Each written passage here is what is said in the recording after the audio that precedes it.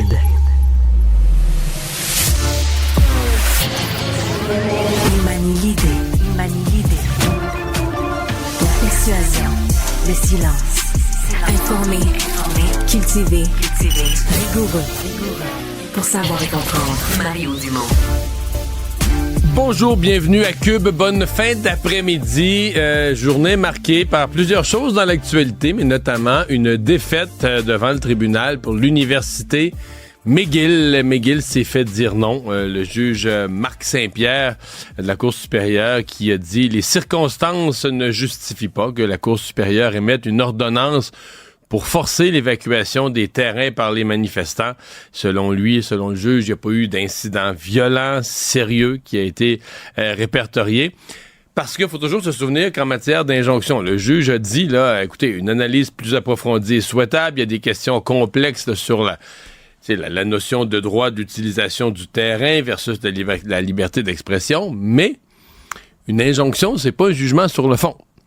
Quand vous demandez une injonction, je sais pas, pour empêcher quelque chose, c'est exemple, un journal va publier demain matin à la une quelque chose de terrible sur votre réputation, durant la soirée, vous demandez une injonction pour pas que le journal soit imprimé, c'est que vous réclamez à la Cour une mesure d'urgence. Et c'est ça, une injonction, c'est de dire à la Cour, en attendant de regarder l'affaire sur le fond, là, il faut agir d'urgence.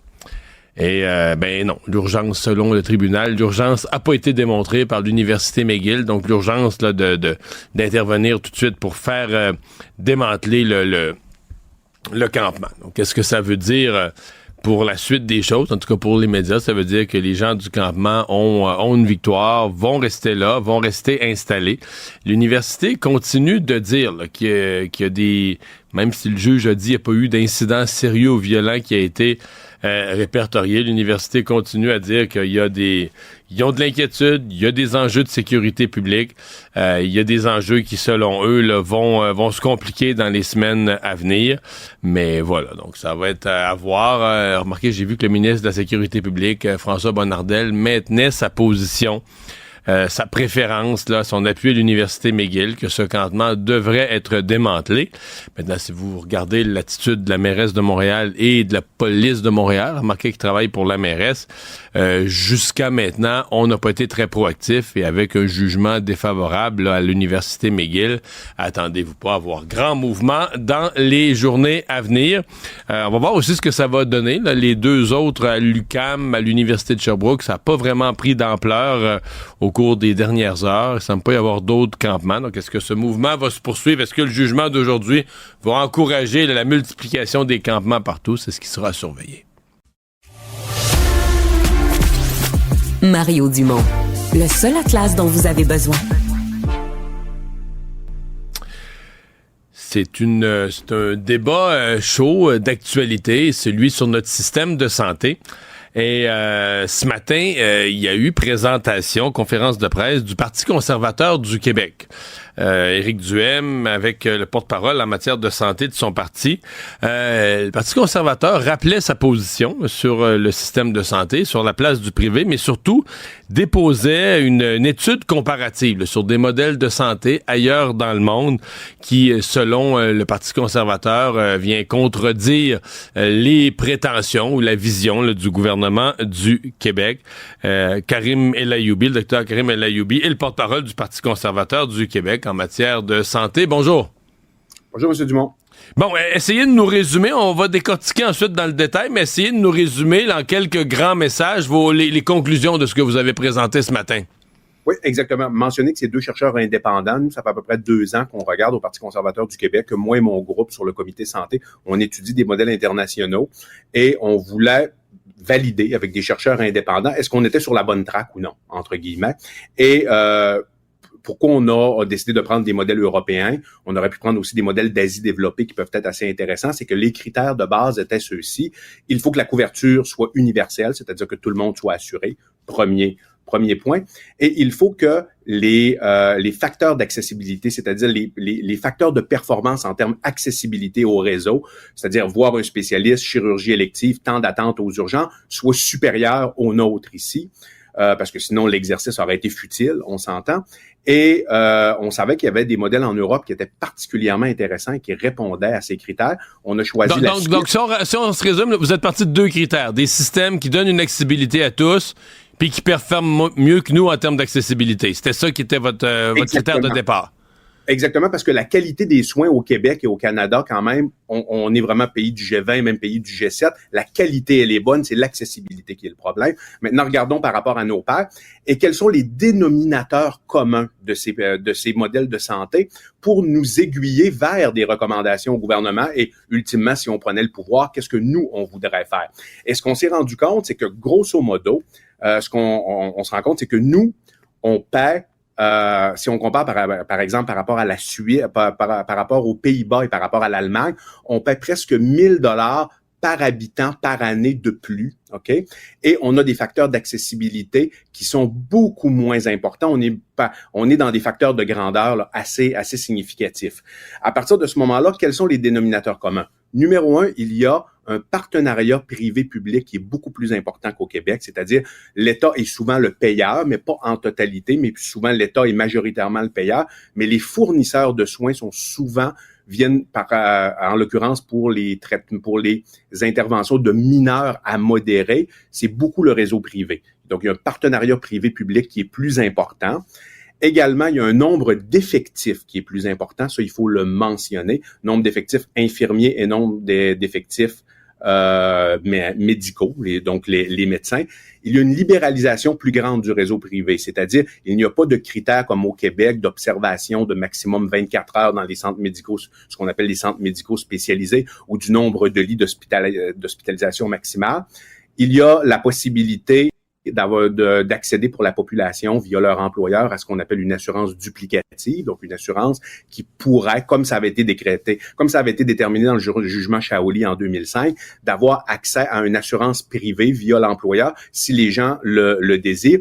Et il y a également une décentralisation du réseau, une gestion de proximité beaucoup plus importante, ce qui améliore naturellement, ce qui a démontré à l'échelle internationale, améliorer les conditions de travail des employés et la rétention du personnel. Donc, on est grosso modo, là je vous le résume rapidement, il y a beaucoup de nuances naturellement, mais ça c'est grosso modo les conclusions de l'étude. Donc, vous m'avez dit en parlant de l'Allemagne et des Pays-Bas, des pays qui mettent, où la population, pour des meilleurs soins, met moins d'argent que nous. Parce qu'il y a cette notion de qualité de soins. C'est sûr, quand t'es malade, là, c'est plus l'argent, tu vas être soigné. Mais si tu le regardes de façon populationnelle, il y a toute la notion d'en avoir pour son argent. Si t'es une société qui investit peu en santé, t'as des moins bons soins, mais comme on dit, tu en as pour ton argent. Nous, on est une société, on a l'impression qu'il investit beaucoup en santé. Et donc, vous avez trouvé des sociétés donc, qui investissent moins per capita, où les citoyens payent moins cher pour leur santé, pour des soins supérieurs. Absolument, et c'est ça qui est très intéressant. Pourquoi je vous nomme, faut être honnête intellectuellement, parmi les pays, il y avait également la Suisse qu'on a étudiée, qui investissent plus per capita. Mais naturellement, le PIB par habitant est plus élevé en Suisse. Ouais. Eux autres, sont riches, les soins de santé, c'est nickel, mais ils payent. Ils sont riches, puis ils payent pour des bons soins, mais un Suisse débarque ici, sincèrement, il capote. Là. Il est sûr qu'il est au tiers-monde. Il peut pas croire qu'il va attendre des 24 heures. Il peut pas s'imaginer ce qui se vit ici en termes de santé. Il ne peut pas se l'imaginer. Anecdote très rapide de 10 secondes. J'avais posé la question dans un congrès à un moment donné à un médecin suisse. Je lui avais parlé, c'est quoi vos délais d'attente chez vous? Et la façon qu'il m'avait regardé comme avec des yeux. Il avait pas l'air de comprendre la nature de ma question. Il dit, le patient, c'est sûr, il faut qu'il discute avec sa famille, il faut qu'il voit s'il y a un consentement. Donc, on est dans un monde complètement différent, mais naturellement, la Suisse est très riche. Donc, c'est plus, le rapport de cette étude-là nous mentionne que c'est plus crédible de se comparer à l'Allemagne et aux Pays-Bas, qui mettent 1 000 $, près de 1 000 $ de moins per capita par année en matière de soins. C'est pour ça que ce qu'on critique un peu, c'est quand des fois il y a des politiciens, comme disons M. Saint-Pierre Plamondon, qui dit que dans un contexte d'une souveraineté du Québec, il y aurait, si on est capable de rapatrier de l'argent, si on a 5 à 7 milliards de plus dans le réseau de la santé, systématiquement le réseau s'améliorerait. Je dis pas que c'est une mauvaise chose d'avoir 5 à 7 milliards de plus par année en santé, mais si l'argent était vraiment le dénominateur commun de tout, la chose qui nous assure d'une amélioration, si c'était le cas, on le saurait déjà, et cette étude vient démontrer, du moins en partie, le contraire. Vous dites cette étude vient contredire les prétentions du gouvernement du Québec. Est-ce que cette étude vient pas aussi et surtout contredire la loi canadienne sur la santé? Parce que jusqu'à un certain point, je regarde ce qui se discute en Alberta, en Ontario, il y a tout à coup ailleurs au Canada une nouvelle ouverture à des cliniques privées qu'il n'y avait pas il y a 20 ans. Mais là, un peu partout, on explore ça. Mais le carcan, c'est la loi canadienne de la santé, là, les 5 conditions, l'interdiction de faire une place au privé, il faut qu'il y ait un monopole d'État. Est-ce qu'il n'y a pas là un carcan, qui a été mis avec des bonnes intentions il y a un peu plus d'un demi-siècle, mais qui est devenu un carcan, à protéger des mauvais soins finalement en 2024, là? Très bon point, M. Dumont, ici. Personnellement, je pense que la loi canadienne sur la santé, il y a de bonnes choses, il y a de moins bonnes choses. Lorsqu'on regarde, en l'occurrence, les articles 8, 10 et 12, qui nous mettent quand même des bâtons dans les roues pour l'expansion du réseau de santé privé, oui, moi, j'aimerais que ça change. Cependant, ce qui est surprenant, lorsqu'on analyse suite au jugement Shaoli de 2005, pour les auditeurs qui ne le savent pas, qui sont intéressés, c'est un jugement qui est très intéressant à aller lire. Un des magistrats de la Cour suprême avait dit avoir accès à une liste d'attente, ce n'est pas avoir accès à des soins de santé. Donc, l'expansion du réseau de santé est tout à fait possible, même l'assurance duplicative à l'intérieur de la loi canadienne sur la santé. La nuance qu'il faut apporter, c'est que ce qui est illégal, selon la loi canadienne sur la santé, c'est s'il y a un partage de coûts entre le patient et l'assureur, entre le patient et l'assurance, ou entre l'assurance et le payeur de l'État lui-même. Je sais que c'est très technique ce qu'on dit, mais grosso modo, là, pour les auditeurs, c'est-à-dire, disons que vous avez une assurance privée, OK? Elle ne pourrait pas payer 50% et la carte de la RAMQ paierait 50%. Ça, ce serait illégal selon la alors qu'en Europe, c'est la norme, dans bien des endroits. C'est comme ça que ça fonctionne. C'est tout à fait la norme, exactement. Mais si vous avez une assurance privée et elle payait 100%, ce n'est pas illégal selon la loi canadienne sur la santé. Par rapport à la loi canadienne sur la santé, il y a des nuances, mais oui, en effet, je pense qu'elle nuit à l'évolution du système de santé. Ça, c'est des systèmes de santé, parce que si on regarde à la grandeur de la planète, c'est une loi qui nous rend un peu, notre image est un peu désuète. Une étude, un travail sérieux et certainement précieux là, dans l'état actuel des choses de notre système de santé. Merci beaucoup d'avoir été avec nous. Ça m'a fait grand plaisir. Au revoir. La fin du monde approche. Mario Dumont. Mais au-delà de ça, Mario, c'est le retour du schtroumpf grognon, là. Marie Montpetit. Il était pas de bonne humeur, puis ça allait pas comme il voulait. La rencontre. Montpetit-Dumont. Bonjour Marie. Bonjour Mario. Avant d'aller à tes sujets dans la sphère politique, une nouvelle de toute dernière heure, là, le journal Le Nouvelliste à Trois-Rivières qui nous annonce le décès d'Yvon Picotte, ancien ministre libéral, pilier pendant des décennies de la politique dans la région du centre du Québec, l'ancien député de la circonscription de Masquinongé, était ministre de l'Agriculture des régions, différents postes, entre autres sous Robert Bourassa. Donc, on savait que M. Picotte malade depuis quelques mois, même une couple d'années, là, mais donc départ d'Yvon Picotte ça s'est passé, je pense, au cours des dernières heures, donc à ses proches, nos plus sincères condoléances. Oui, donc tu veux me parler aujourd'hui de cette du travail de nos cols bleus là qui disent connaître des trucs pour faire travailler moins leur monde ou ralentir le travail? Ralentir le travail naturellement, Mario. C'est ainsi que ça s'appelle. Donc, c'est pas parce que... Puis on va écouter l'extrait, c'est le chef du syndicat des cols bleus de la Ville de Québec, rappelons-nous, important, qui sont en négociation avec la ville.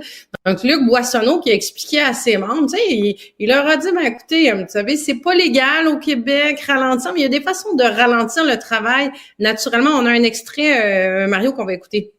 Fait que c'est important, il y a quoi? T'appelles, OK? Par quoi? Par les ondes téléphoniques. Les gens des immeubles, les gens des usines. Faut que tu aies fini ta job. Hey boss, qu'est-ce que je fais? On va ralentir le travail de cette façon-là parce qu'il faut dire qu'on n'a pas le droit officiellement de ralentir le travail. OK? En fonction du Code du travail du Québec, OK? On ne peut ralentir de façon officielle, ça veut dire rien faire. OK? Ça, on n'a pas le droit. Mais la façon de la faire est très simple. On prend le côté légal, puis on va faire ce qu'ils nous demandent de faire. C'est quoi? Écouter nos patrons. OK? Hey, boss, qu'est-ce que je fais? OK? Je m'en vais, je vais prendre un exemple bien simple. Je m'en vais, il donne, va ramasser du store au 24,90. Ben, je m'en vais ramasser du store au 24,90. Mais s'il y a un store au 24,80, t'as pas dit de le ramasser, mais tu le ramasses pas.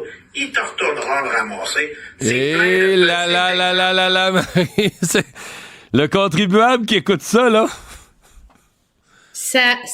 Écoute, Mario, il y a pas 48 heures, je posais la question, mais pour la ville de Montréal. Tu sais, je demandais s'il y avait encore cette culture. Tu sais, mon père, moi, il me parlait de ça, là, dans les années, genre, 60, là, où il me disait, tu sais, ses premiers jobs sur des chantiers, il se faisait dire, hey, petit gars, travaille pas trop vite, tu sais, parce que, puis je me disais, c'est-tu encore là, cette espèce de culture-là, à la ville de Montréal, ça se fait-tu que tu vas te cacher dans une ruelle, ou tu travailles pas, ou si on te l'a pas demandé, t'en fais pas plus, tu sais, parce qu'on parlait beaucoup de la propreté de Montréal. Puis là, j'entends ça, puis je me dis, oh, c'est épouvantable d'entendre ça, de dire va chercher ton petit poteau, mais s'il y a un petit poteau à côté, tu le prends pas. Puis tu sais là, il va nous répondre ben là c'est une période là, il a pas commenté évidemment, hein, chef syndical, mais il pourrait à la limite juste dire ah, ben c'est vraiment parce qu'on est en égo, mais c'est toute cette culture là qui s'imprègne puis qui reste après ça. Puis entre nous Mario, si ça existe à Québec, j'aurais tendance à penser que ça existe dans d'autres villes aussi, dont Montréal, mais d'autres villes aussi, ces espèces... Pas à Montréal, là. Peut-être ailleurs. Mais non, pas l'école bleue de Montréal. Non, ça, je crois... Non, là, t'exagères. Pas l'école bleue de Montréal.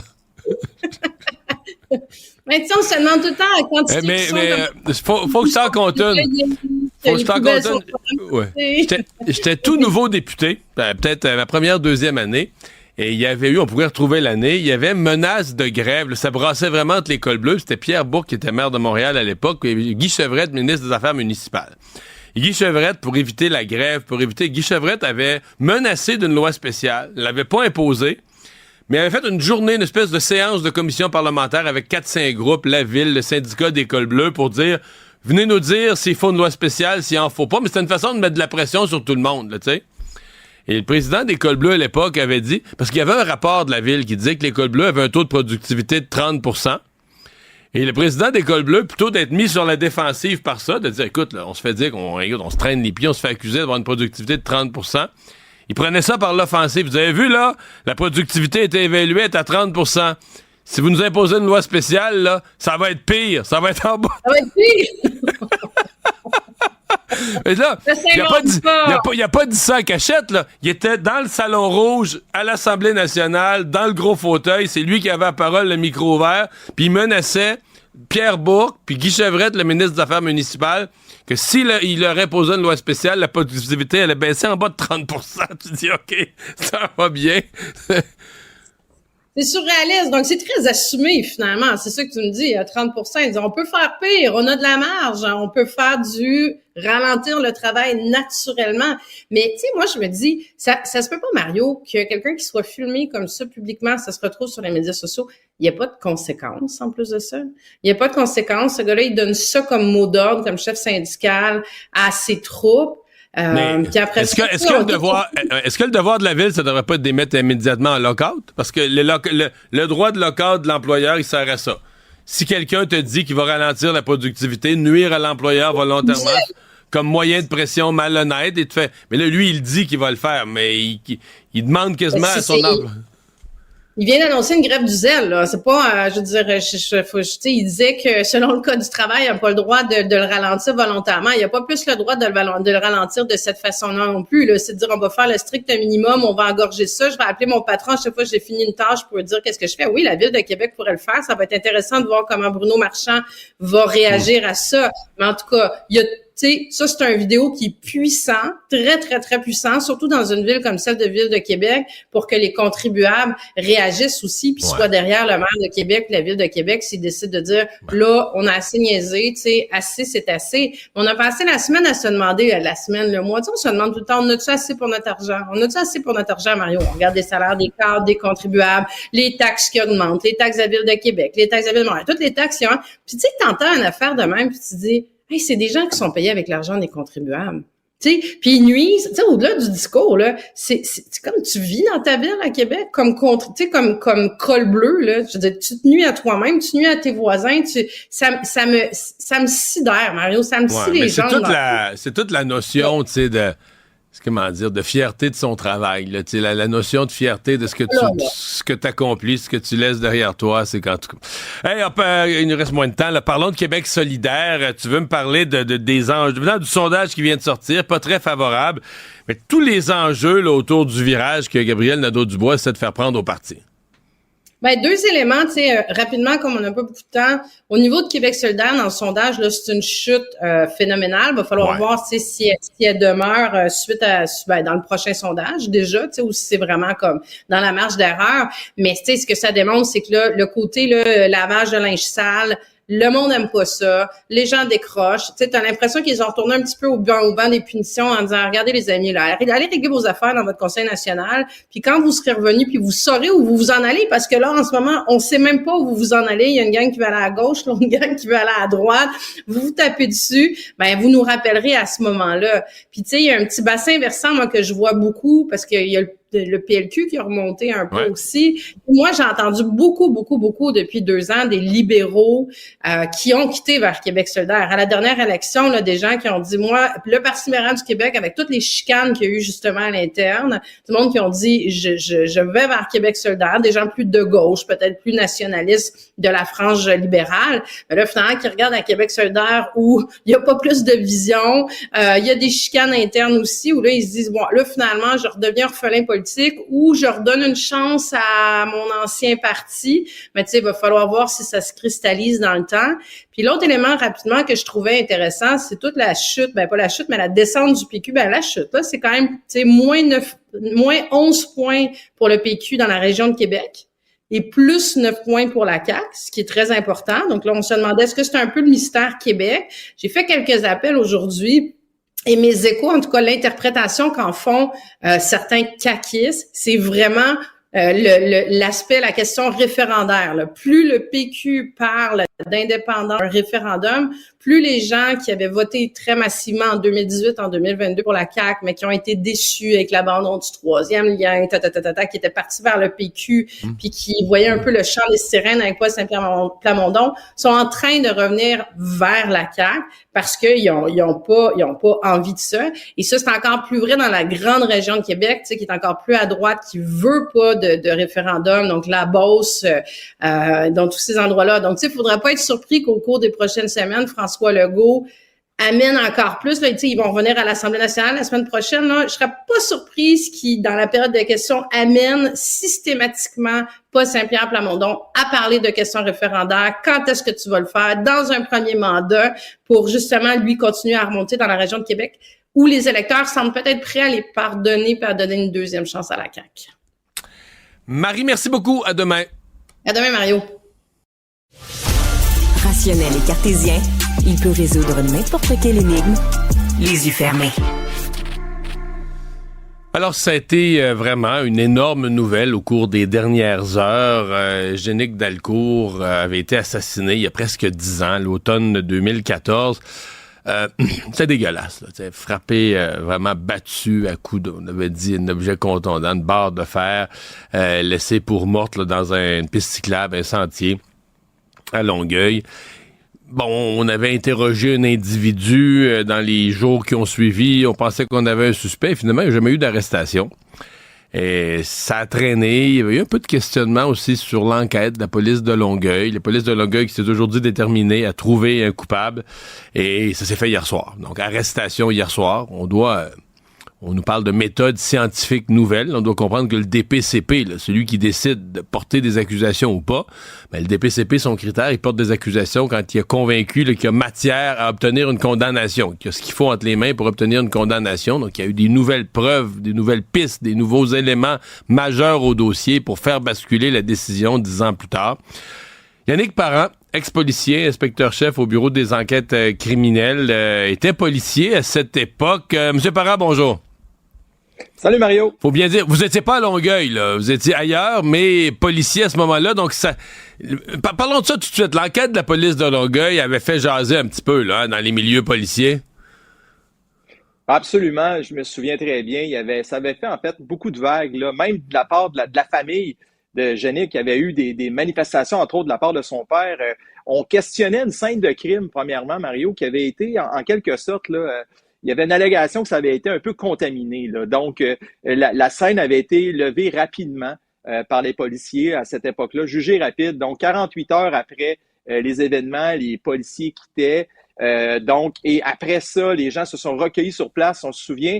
Et quelques heures après, la police revenait, on bouclait à nouveau le périmètre de sécurité, on faisait à nouveau des fouilles. Et le lendemain, par un espèce d'espace qui était non sécurisé, la scène à nouveau contaminée avec des gens de la ville de Longueuil qui viennent faire des travaux d'émondage, je me souviens bien, ou de ramassage de feuilles sur place. Et là, les policiers qui reviennent après ça sont obligés d'utiliser des râteaux. Donc, on sentait malheureusement de l'improvisation, en fait, peut-être même un peu d'inexpérience à l'époque. Ouais. Qu'est-ce qui était parce sorti, que moi, je me souviens très bien. La scène de crime, c'est la base. Là. Je veux dire, ta scène de crime, surtout là, quand t'es dans une maison ou un appartement, c'est une chose, mais à l'extérieur, la grande zone de la scène de crime, c'est ta première source d'information pour essayer de reconstituer ce qui s'est passé. Là.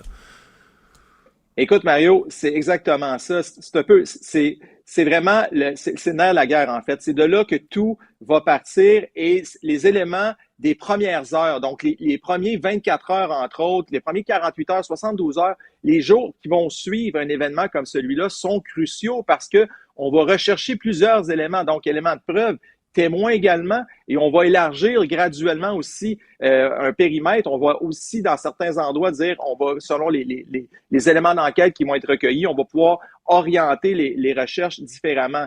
Mais c'est sûr que si on me dit à moi que c'est commode de fermer un périmètre, de le réouvrir, de le fermer à nouveau, puis qu'il y a des gens qui viennent travailler, un périmètre, là, une scène de crime, c'est hermétique, donc c'est contrôlé au plus haut niveau. On peut pas arriver comme ça, puis rentrer, sortir, et après ça, permettre au public de se présenter, parce que, et là, je veux pas faire de lien de cause à effet, mais si vous l'avez bien, en introduction, Mario, vous en avez bien parlé, t'en as bien parlé, on parle d'éléments de preuve par la suite pour le DPCP. Si on est capable de soulever un doute raisonnable qu'une scène de crime, par exemple, et ça, c'est bien connu, c'est documenté, a été contaminée, et par la suite, on veut incriminer un suspect. Bien entendu que, écoutez, là, ouais, la défense, la défense va plaider que peut-être que ces éléments de preuve-là ont été ajoutés, ramenés par un tiers ou qui étaient pas dans la scène. Bon, quand même, 10 ans plus tard, la police de Longueuil arrive à une arrestation. C'est la question que je me posais parce que on arrête finalement l'individu. Je veux dire, il n'y a pas eu c'est pas une personne là, qu'on avait, qu'on n'avait pas suspecté ou qu'on n'avait pas vu. Dans le fond, il y a eu un suspect. Le suspect a été interrogé à l'époque, plus qu'une fois, selon ce que je comprends. C'est lui qu'on avait dans la mire. Et 9 ans et demi plus tard, on procède à une arrestation, mais le même gars, le même type, là, Michael McDuff-Jalbert. On peut imaginer que les policiers de Longueuil l'avaient dans l'œil, là, que durant toutes ces années-là, ils ont dû garder un œil sur lui. Est-ce qu'il allait faire, par exemple, un aveu à quelqu'un? Ils ont dû toujours le garder dans leur mire? Absolument. Puis je tiens à souligner, puis je pense, Mario, là, c'est un message fort aujourd'hui pour les proches de victimes d'actes criminels et c'est un message fort aussi pour les criminels. Écoutez, là, 10 ans plus tard, on arrive à arrêter et écoutez, on accuse de meurtre au premier degré dans ce dossier-là, McDuff-Jalbert. Donc, c'est un message très fort, c'est un message d'espoir aussi. Et au-delà de tout ce qui s'est passé, puis toutes les prétentions dont on vient de parler au niveau de la scène de crime initial, il faut saluer quand même la résilience des policiers, des enquêteurs dans ce dossier-là et aussi saluer le travail des équipes nécessaires, une équipe spécifique, Mario, qui est dédiée aux crimes non résolus, là, ce qu'on appelle souvent, là, entre autres dans les films, l'escouade des cold cases. Donc, c'est grâce à cette escouade-là qu'on est arrivé de fil en aiguille en gardant toujours un suspect dans notre mire à finalement pouvoir l'accuser. Et là, je pense qu'il faut saluer le travail qui a été fait de ce côté-là. Et même, je crois, pour la famille aussi, je tiens à leur offrir aussi, après toutes ces années, nos sympathies, évidemment. Mais je crois que ça doit être, je peux pas avoir les prétentions de penser à leur place, évidemment, mais je crois que ça doit être en quelque sorte un grand soulagement pour eux aujourd'hui d'arriver à ce résultat-là. Ils n'ont pas parlé beaucoup ce matin dans les propos du père. Là, le peu qu'il a dit, il y avait ça, là, cette notion de soulagement, certainement. C'est quand même un mystère pour des gens comme nous là, qui ne sommes pas policiers, cette notion de... Ouais. Tu sais, une enquête, on dit, bon, elle n'est pas fermée, donc c'est un cold case, elle n'est pas résolue, mais elle reste ouverte, puis les policiers insistent, ça fait 8 ans, ça fait 10 ans, l'enquête reste ouverte. Qu'est-ce que c'est qu'une enquête qui reste ouverte? Dans d'autres termes, je comprends que si quelqu'un t'arrive, un témoin surprise avec de nouveaux éléments de preuve, tu rouvres l'enquête, je le comprends, mais sinon, là, est-ce qu'on repasse ça, je sais pas, moi, à chaque 6 mois, on ressort la filière, on passe une journée dessus? Qu'est-ce qui fait qu'on dit que le dossier reste ouvert? Parce que dans le fond, si durant, mettons, l'année, je sais pas, mais l'année 2022 ou l'année 2021, t'as aucun élément nouveau, là. Tu ressors la filière, tu retournes questionner des gens, tu relis tout ça, tu le fais lire par une nouvelle personne, un œil neuf. C'est quoi garder le dossier ouvert quand t'as rien de neuf, là? Ben, merci d'aborder cet aspect-là. Ce que j'aimerais que les gens sachent aujourd'hui, entre autres, puis comme tu dis, Mario, quand on n'est pas dans le domaine policier, on peut pas savoir, mais une enquête criminelle de meurtre n'est jamais fermée.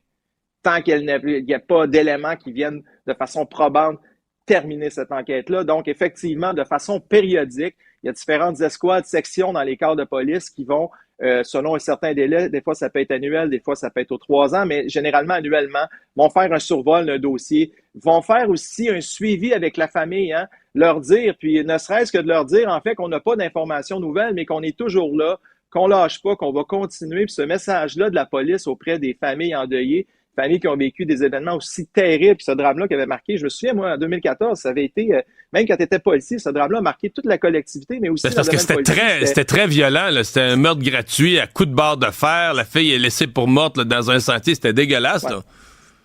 Une violence inouïe.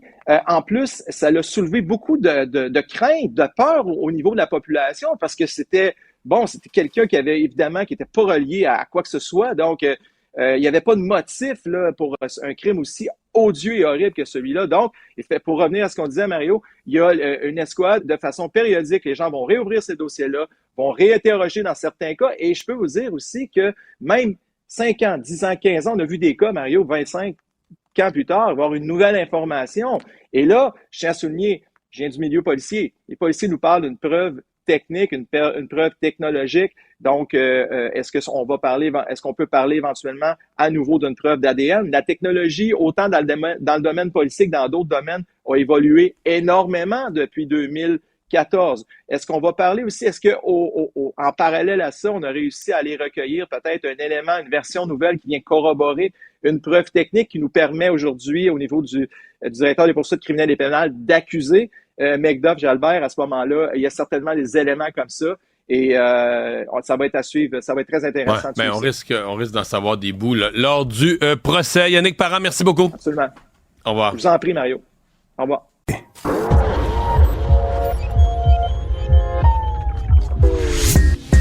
Savoir et comprendre les plus récentes nouvelles qui nous touchent. Tout savoir en 24 minutes.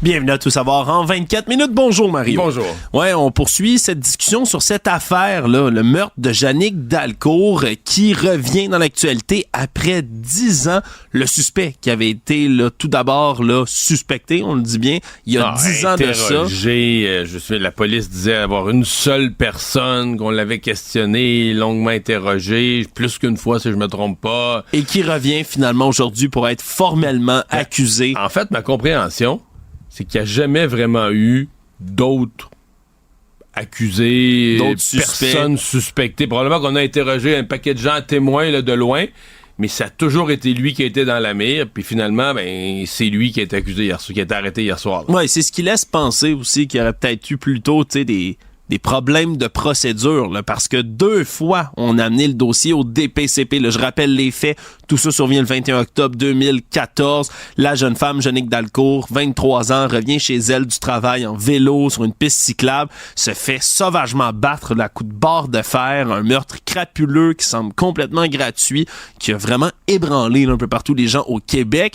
Mais c'est surtout par la suite un appel, là, un individu de 26 ans, qui est celui qui est accusé désormais aujourd'hui, Michael McDuff-Jalbert, qui appelle les policiers en disant qu'il vient de trouver un corps sur la piste cyclable. Et là, on se comprend. Et qu'il a, lui-même, il dit avoir voulu comme prodiguer, je sais pas si on peut appeler ça, des premiers soins, ou donc a touché au corps, donc a du sang sur les mains, mais explicable par sa version, il a appelé le 911 et il a dit à être intervenu. Donc son ADN sur le corps, le sang de la victime sur ses mains, tout s'explique par son intervention avoué, là. Oui, mais rapidement, très rapidement, à ce moment-là, les enquêteurs, tout de suite, braquent leur regard sur McDuff-Jalbert en se disant que ça doit être lui le principal suspect dans cette affaire-là. Donc, vont prendre tout le dossier, l'emmènent au directeur des poursuites criminelles et pénales, le DPCP au Québec. C'est comme ça que ça fonctionne. Hein. Quand la police, les policiers, les enquêteurs ont assez de preuves, ils amènent ça au DPCP. C'est le DPCP, après ça, qui, eux, décident si oui, on est capable de porter des accusations. Et ils nous rappellent toujours leurs critères. Le DPCP regarde le dossier, la qualité de la preuve, et dit, est-ce que j'ai une chance sérieuse, là, forte, d'obtenir une condamnation avec ça, de convaincre un juge ou un jury, de dire, voici, là, j'ai une preuve entre les mains que le crime a été commis. Et quand on n'a pas ça, le DPCP abandonne pas le dossier, mais le remet à la police en disant, écoutez, retournez faire vos devoirs. Il manque des morceaux au casse-tête, il manque dans la chaîne des événements, il y a des vides qui font qu'on n'obtiendra pas de condamnation. Là. Voilà, et donc en 2014, une première fois, on amène ça au DPCP, le DPCP refuse, dit qu'il n'y a pas assez de jus là-dedans pour porter une accusation. 1 an s'écoule par la suite. À l'automne 2015, on retourne le dossier au DPCP. Même résultat, disent qu'on peut pas porter d'accusation avec un dossier comme celui-là, ce qui laisse présupposer, comme je le disais, qu'il y a eu des problèmes dans l'enquête qui font en sorte qu'on n'est pas capable de porter des accusations plus que d'identifier l'assassin. Parce qu'à ce moment-là, déjà, tous les yeux sont portés sur le suspect de M. McDuff-Jalbert dans cette histoire-là. Donc, la police, depuis 10 ans, garde l'œil sur cet homme-là. Et aujourd'hui, il est âgé de 35 ans. Et c'est pas meurtre 2e degré, Mario, c'est meurtre 1er degré, donc il a été arrêté hier soir, il y a eu la visite de la police, il a été arrêté hier soir, il a comparu meurtre 1er, cet avant-midi au palais de justice de Longueuil, en présence du père et de la mère de Jannick Dalcourt, là, qui avaient été, je sais pas si c'est hier soir ou ce matin tôt, mais avaient été avertis là, de l'arrestation par les policiers enquêteurs et se sont présentés au palais de justice. Ouais, puis ils ont témoigné en sortie de la salle d'audience là, en disant qu'ils sont certainement soulagés en partie, là, ça les aide dans leur deuil de savoir que la personne qui a commis le crime va finalement payer pour ce crime, là, du moins on espère là, à l'issue de ce procès. Ils ont remercié aussi le service de police de l'agglomération de Longueuil. Oui, parce qu'il y a quelques années, il y a 9-10 ans, là, ils avaient émis des doutes ou des inquiétudes. C'est pas... Parce que personne n'a mis en question la détermination du service de police de la ville de Longueuil à résoudre le crime. C'est la gestion de la scène de crime. Oui. On a un peu rapidement, à l'époque, levé la scène de crime, laissé rentrer d'autres gens. Or, à partir du moment où tout un chacun se promène sur la scène de crime... Ça contamine la scène. Ben oui, puis ça fait que si tu retrouvais un objet à terre ou tu retrouvais quelque chose à terre, ben là, est-ce que c'est vraiment quelque chose qui est lié au crime ou ça peut être amené après, là, tu sais... C'est ça là, qui était l'enjeu. Et je me souviens, la police était revenue, avait refermé la scène de crime, l'avait rouvert. Il était venu des émondeurs qui avaient coupé des branches, des feuilles, je sais pas quoi. Là, on avait refermé. Donc là, tu dis, OK, tu refermes la scène de crime. Il y a du monde qui ont travaillé entre-temps avec ça, vient tout contaminer. Et ça avait été pour la police de Longueuil, disons que ils n'ont jamais été publiquement blâmés, mais il y avait comme des points d'interrogation là, au-dessus de l'enquête. Ils doivent être eux si on dit que la famille est soulagée, j'ai l'impression que le service de police de la ville de Longueuil doit être aussi soulagé de résoudre ce meurtre crapuleux survenu sur leur territoire. Ouais, puis surtout qu'on puisse enfin porter des accusations là, de ce côté-là.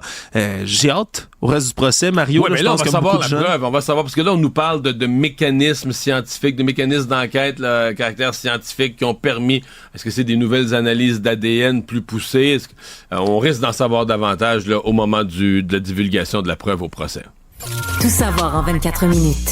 Toujours dans les affaires judiciaires, mais cette fois-ci au niveau du campement pro-palestinien de McGill. C'est la demande d'injonction de l'université qui a été rejetée aujourd'hui en cour supérieure. Là. Donc, ils ont échoué du côté de l'administration universitaire à faire valoir l'urgence de la situation. Parce que c'est là-dessus que ça se joue. Là. D'un côté... C'est le principe d'une injonction. Oui. Une injonction ne t'amène pas à un jugement total et complet sur le fond de l'affaire. Est-ce qu'ils ont droit d'être là?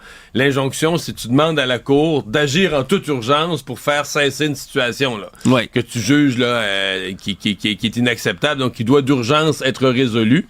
Et le juge a dit, il y a des questions de droit intéressantes là, sur le droit de propriété versus le droit de la liberté d'expression, le droit de manifester. Mais l'urgence n'est pas prouvée. Moi, lui dit que c'est des questions complexes, que ça mériterait qu'on se penche là-dessus, qu'il y ait des débats qui soient entendus, peut-être même devant la cour, à savoir, c'est ça, là, tu sais, OK, c'est une propriété privée, mais OK, ils ont le droit de manifester. Donc, qu'est-ce qui prime dans cette situation-ci? Le problème, c'est le sentiment d'urgence, et ça, on n'a pas réussi à démontrer qu'il y a sentiment d'urgence. Surtout que l'université, elle, dit que il y a des pépins autant là au niveau de la santé publique que de la sécurité pour les manifestants, pour les gens qui sont autour. Or, jusqu'ici, il n'y a pas d'incident violent, sérieux, qui a été rapporté autour du campement à McGill. Et donc, le juge, notant tout ça, dit non, il n'y a pas d'urgence d'agir. Victoire, donc, pour les manifestants là, qui veulent encore rester, qui ont encore des demandes aussi qui sont plus claires là, que celles d'un autre campement, celui de l'UQAM, oui, où tous les clôtures appartiennent à la terre et où on veut qu'il y ait plus de transparence tout en restant masqué quand on parle du campement. Bref, du côté de McGill, on veut que l'université coupe ses liens financiers avec Israël. Ça fait au-dessus de 2 semaines qu'ils sont là, ont aucune intention de rester, puis commencent à s'installer de manière de plus en plus permanente. Mario, on n'a toujours pas vu les fameux saunas qu'il y avait eu, par exemple, pour le convoi de la liberté quand on s'installait. Mais là, aujourd'hui, pour le campement, là, c'est une corroboration, parce que c'est un peu le quitte double que joue l'université. Jusqu'à aujourd'hui, l'université pouvait toujours prétendre qu'ils étaient là illégalement. Là, ils sont encore là illégalement. Mais t'as perdu dans ta demande d'injonction, donc tu viens finalement... C'est un peu un quitte double que joue l'université, et en le perdant, ils viennent de confirmer contre leur volonté, mais l'université a elle-même...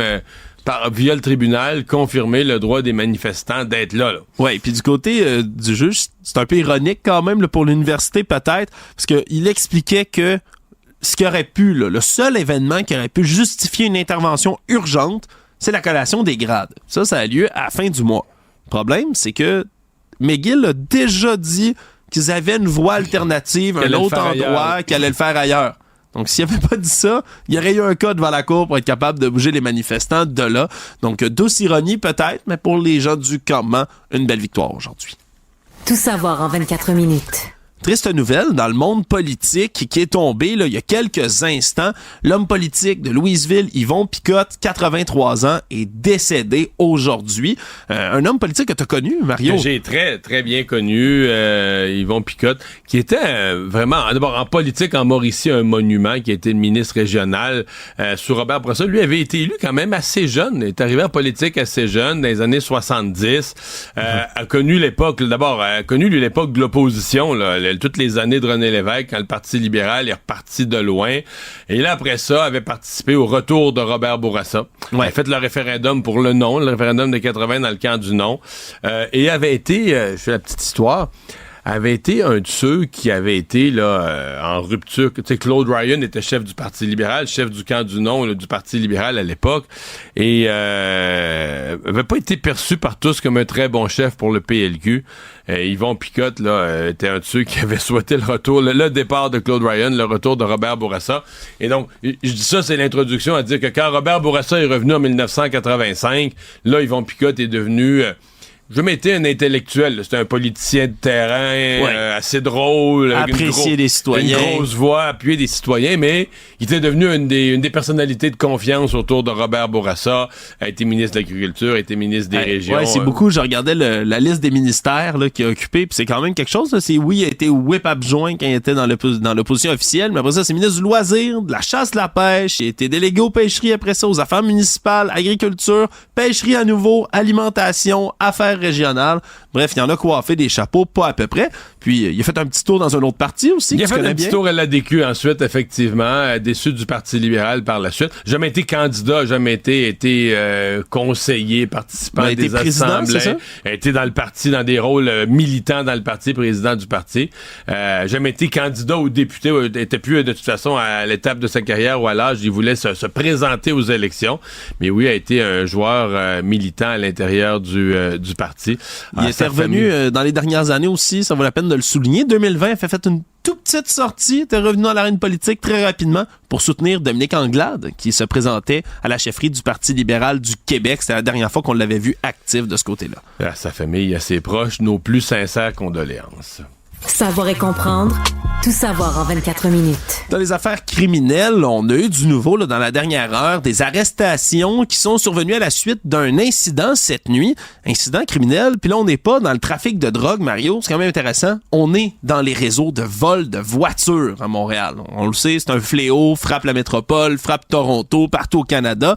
Mais là, on a des commerces qui appartiennent, dont un restaurant, à un homme qui est vraiment là, dans la mire du crime organisé. Monsieur Ali Chaban, 35 ans, on considère là, que c'est un membre important d'un réseau, puis pas un petit, là, international de vol et d'exportation à la fois d'auto, de luxe, mais aussi de pièces de voitures. Tu sais, quand on parle de pièces d'auto qui sont volées et autres, mais ça aussi, ça fait partie de cet énorme trafic de pièces qui a lieu. Et là, dans la nuit là, d'hier à aujourd'hui, de mardi à mercredi, 2h du matin, il y a 3 cocktails Molotov qui ont été lancés devant des commerces là, tout près de son restaurant qu'il possède, le Antica Resto Lounge à Laval. Et là, incendie criminel qui s'est déclaré. Il y a une boutique Mondou puis un Second Cup à côté aussi qui ont été visés par les flammes.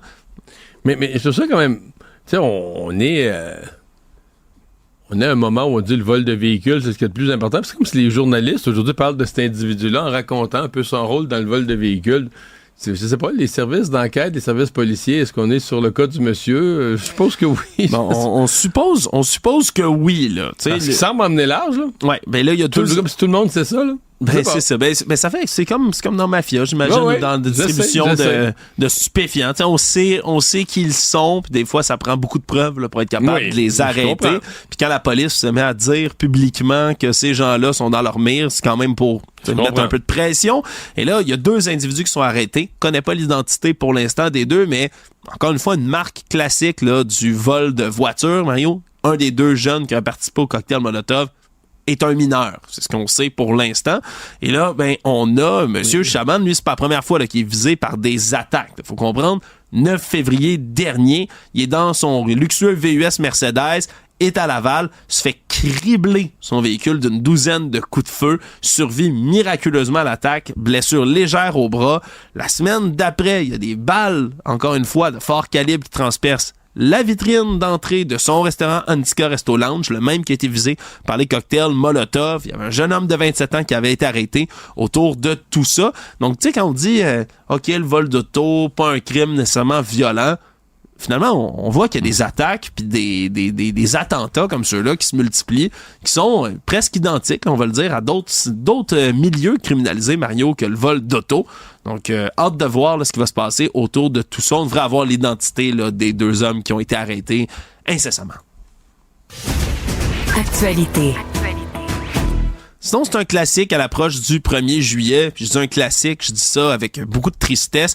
Des histoires de locataires qui se font mettre de la pression pas mal par leurs propriétaires. Puis des fois, c'est une pression, Mario, on pourrait nommer passive. Hein? C'est-à-dire que le propriétaire peut faire des moyens actifs pour nuire, pour des évictions déranger, proactives. Hein? Ou de juste rien faire. Puis quand un bâtiment prend de l'âge, puis il y a des problèmes, rien faire, ça devient une action assez hostile, merci. C'est des locataires de Saint-Léonard, entre autres, qui ont été visités par nos collègues du Journal de Montréal. Un immeuble, là, Mme Sheila Burgos, qui est aussi venue à l'épisode de Yasmine Abdel-Fadel, plutôt aujourd'hui, expliquer à quel point, il y a un trou béant dans la toiture de l'immeuble dans lequel elle habite. Là. Il y a des vents violents qui, en avril, ont arraché des gros morceaux là, de la toiture, mais qui n'a jamais été remplacé. Là. Bref, au-dessus de son logement, il y a un trou dans le plafond. Il y a un trou qui n'est jamais réparé par les nouveaux propriétaires qui ont pris possession du bâtiment là, il y a quelques temps de ça. Puis c'est tous les autres locataires ou presque là, qui font des témoignages similaires. Au rez-de-chaussée, là, on parle de système de chauffage qui fonctionne pas, qu'on a dû réparer par nous-mêmes. Un autre chauffage, là, un calorifère qui fonctionne pas depuis 2019. De l'humidité incessante qui donne des bronchites à certains résidents.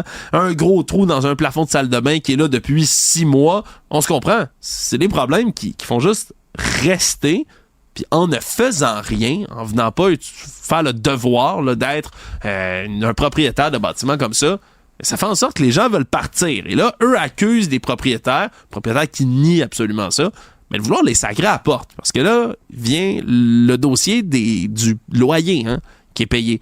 C'est des gens qui sont, pour certains, depuis 20 ans, 15 ans. On paye des loyers très bas par rapport au marché, dû au fait qu'ils ont renouvelé toujours le même bail. Là. Exactement. On est à 705 $ de loyer, par exemple, là, pour un des appartements. 705 $ pour ceux qui cherchent des appartes à Montréal en ce moment. Ça se peut plus, là. Ça se peut plus. C'est impossible. Un trou à rat, ça va être 900 $. Là. Ça va pas être 700 du tout. Là, ça pourrait se louer, on dit, autour de 1400 $, cet endroit-là où ils habitent. Donc, là. lui, il demanderait pas mieux que de voir partir ces gens-là, rénover un peu, puis louer beaucoup plus cher. Voilà. Ce qui fait en sorte que, en attendant, on rénove pas pantoute. Même quand il y a des problèmes ou des trous dans le toit. On épuise pas, on écœure le résident présentement. Voilà, et malheureusement, ça, c'est un pattern qui se répète, malheureusement, là, à chaque année un peu. En voici une autre preuve là, colligée par nos collègues du journal. Économie.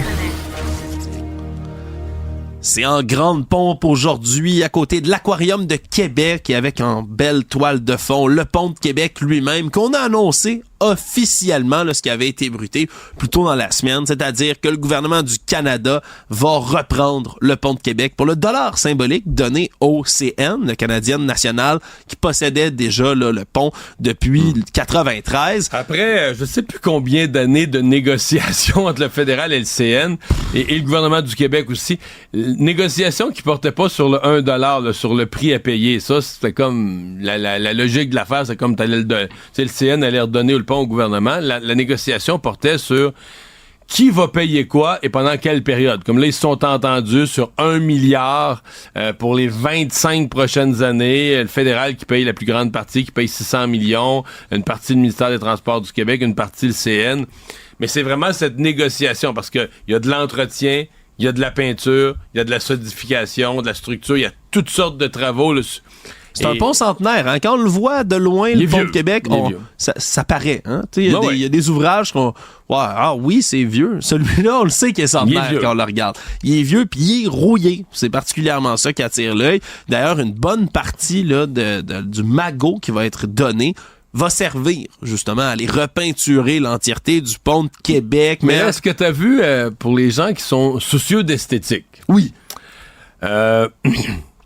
Le ministre, puis c'est pas un reproche que je fais, là, c'est bien logique, mais le ministre Jean-Yves Duclos a été très clair que la peinture qui va être mise en premier, c'est la peinture protectrice des structures. Parce qu'évidemment, la peinture a deux fonctions. L'esthétique, c'est plus beau un pont peinture repeint, tu sais, mais elle a aussi une fonction de protéger l'acier. Alors, les premières pièces qu'on va protéger, c'est les pièces non remplaçables. Il y a certaines parties de la structure qu'on qualifie de non remplaçables. On se comprend, il y a des morceaux sur un pont, tu peux pas les enlever sans que ça sac le camp. Donc là, c'est ceux-là qu'on va aller repeindre en premier. Puis après ça, les autres pour des motifs de protection. Puis en dernier, ce qui ne relève que de l'esthétique. Et le en dernier, là, les 3 étapes que je viens de mentionner, c'est pas en juillet, on fait un en août, en l'autre, puis l'autre en septembre. C'est sur des années, je dirais quasiment des décennies, là. Oui, ça va être long. Attendez-vous pas à ce que le pont devienne magnifique demain matin, là. Des années et des années avant de dire que tout va être repeint. Je peux même pas te dire, je sais pas si la question a été posée à la conférence de presse, mais quand je les écoutais parler, faire leur présentation, tu te dis, OK, ça va être repeint, je sais pas, peut-être en 2030, 2040, c'est plus trop. Mais d'ici là, Mario, il y a plein d'autres projets qui sont sur la table. Oui. On veut le rendre aussi plus accessible pour les touristes qui veulent venir voir le pont, là, même s'il n'est pas complètement peinturé encore, pour les cyclistes, les piétons, pour qu'il y ait une meilleure accessibilité au pont. On aimerait aussi faire de l'illumination périodique. Là. On sait que c'est... On peut en rire, mais c'est devenu quand même une fierté puis une beauté. Là, le pont... Pont Champlain, je pense que non, c'est que tout ça, c'est devient magnifique. possible. Tout était paralysé parce que là, il appartenait au CN, puis tout ça. Là, tout à coup, les options deviennent disponibles. Tout devient possible pour le pont, mais tout devient possible avec des piastres. Oui, c'est ça l'affaire. Là. C'est ça l'affaire. Le monde. Un événement qui a secoué le monde entier aujourd'hui, alors que le premier ministre de la Slovaquie, Robert Fico, s'est fait canardé, là, c'est le cas de le dire, a reçu plusieurs balles, une fusillade là, qui est arrivée, et des images qui ont fait le tour du monde, là, où on le voit être littéralement soulevé de terre par, on se comprend, ces gardes du corps qui l'engouffrent. Pitché dans le véhicule, à la fois pour le protéger, puis bon, l'amener en sécurité. Ouais, l'amener en sécurité, et là, on dit qu'il repose entre la vie et la mort. À 59 ans, là, cet homme politique qu'on a dû transporter d'urgence là, pour une intervention, on l'a acheminé par hélicoptère là, pour l'opérer d'urgence. Il était dans une ville de région, un peu comme si le gouvernement ici faisait, je sais pas moi, une espèce de retraite fermée là, à Drummondville ou à Victoriaville. Il était, on dit, dans le centre du pays, dans une petite ville. Andlova, qui est dans le centre de la Slovaquie. Exactement. Ouais. Et là, il était devant la porte de l'édifice où avait lieu la rencontre gouvernementale. Et on dit des balles à la jambe, au bras et au thorax. Ouais. Le thorax, là, l'abdomen, là, c'est ça que c'est plus sensible. Et ouais. Il est opéré entre la vie et la mort. Là, on dit, selon certains médias locaux, que le suspect serait un écrivain de 71 ans qui lui aurait tiré dessus.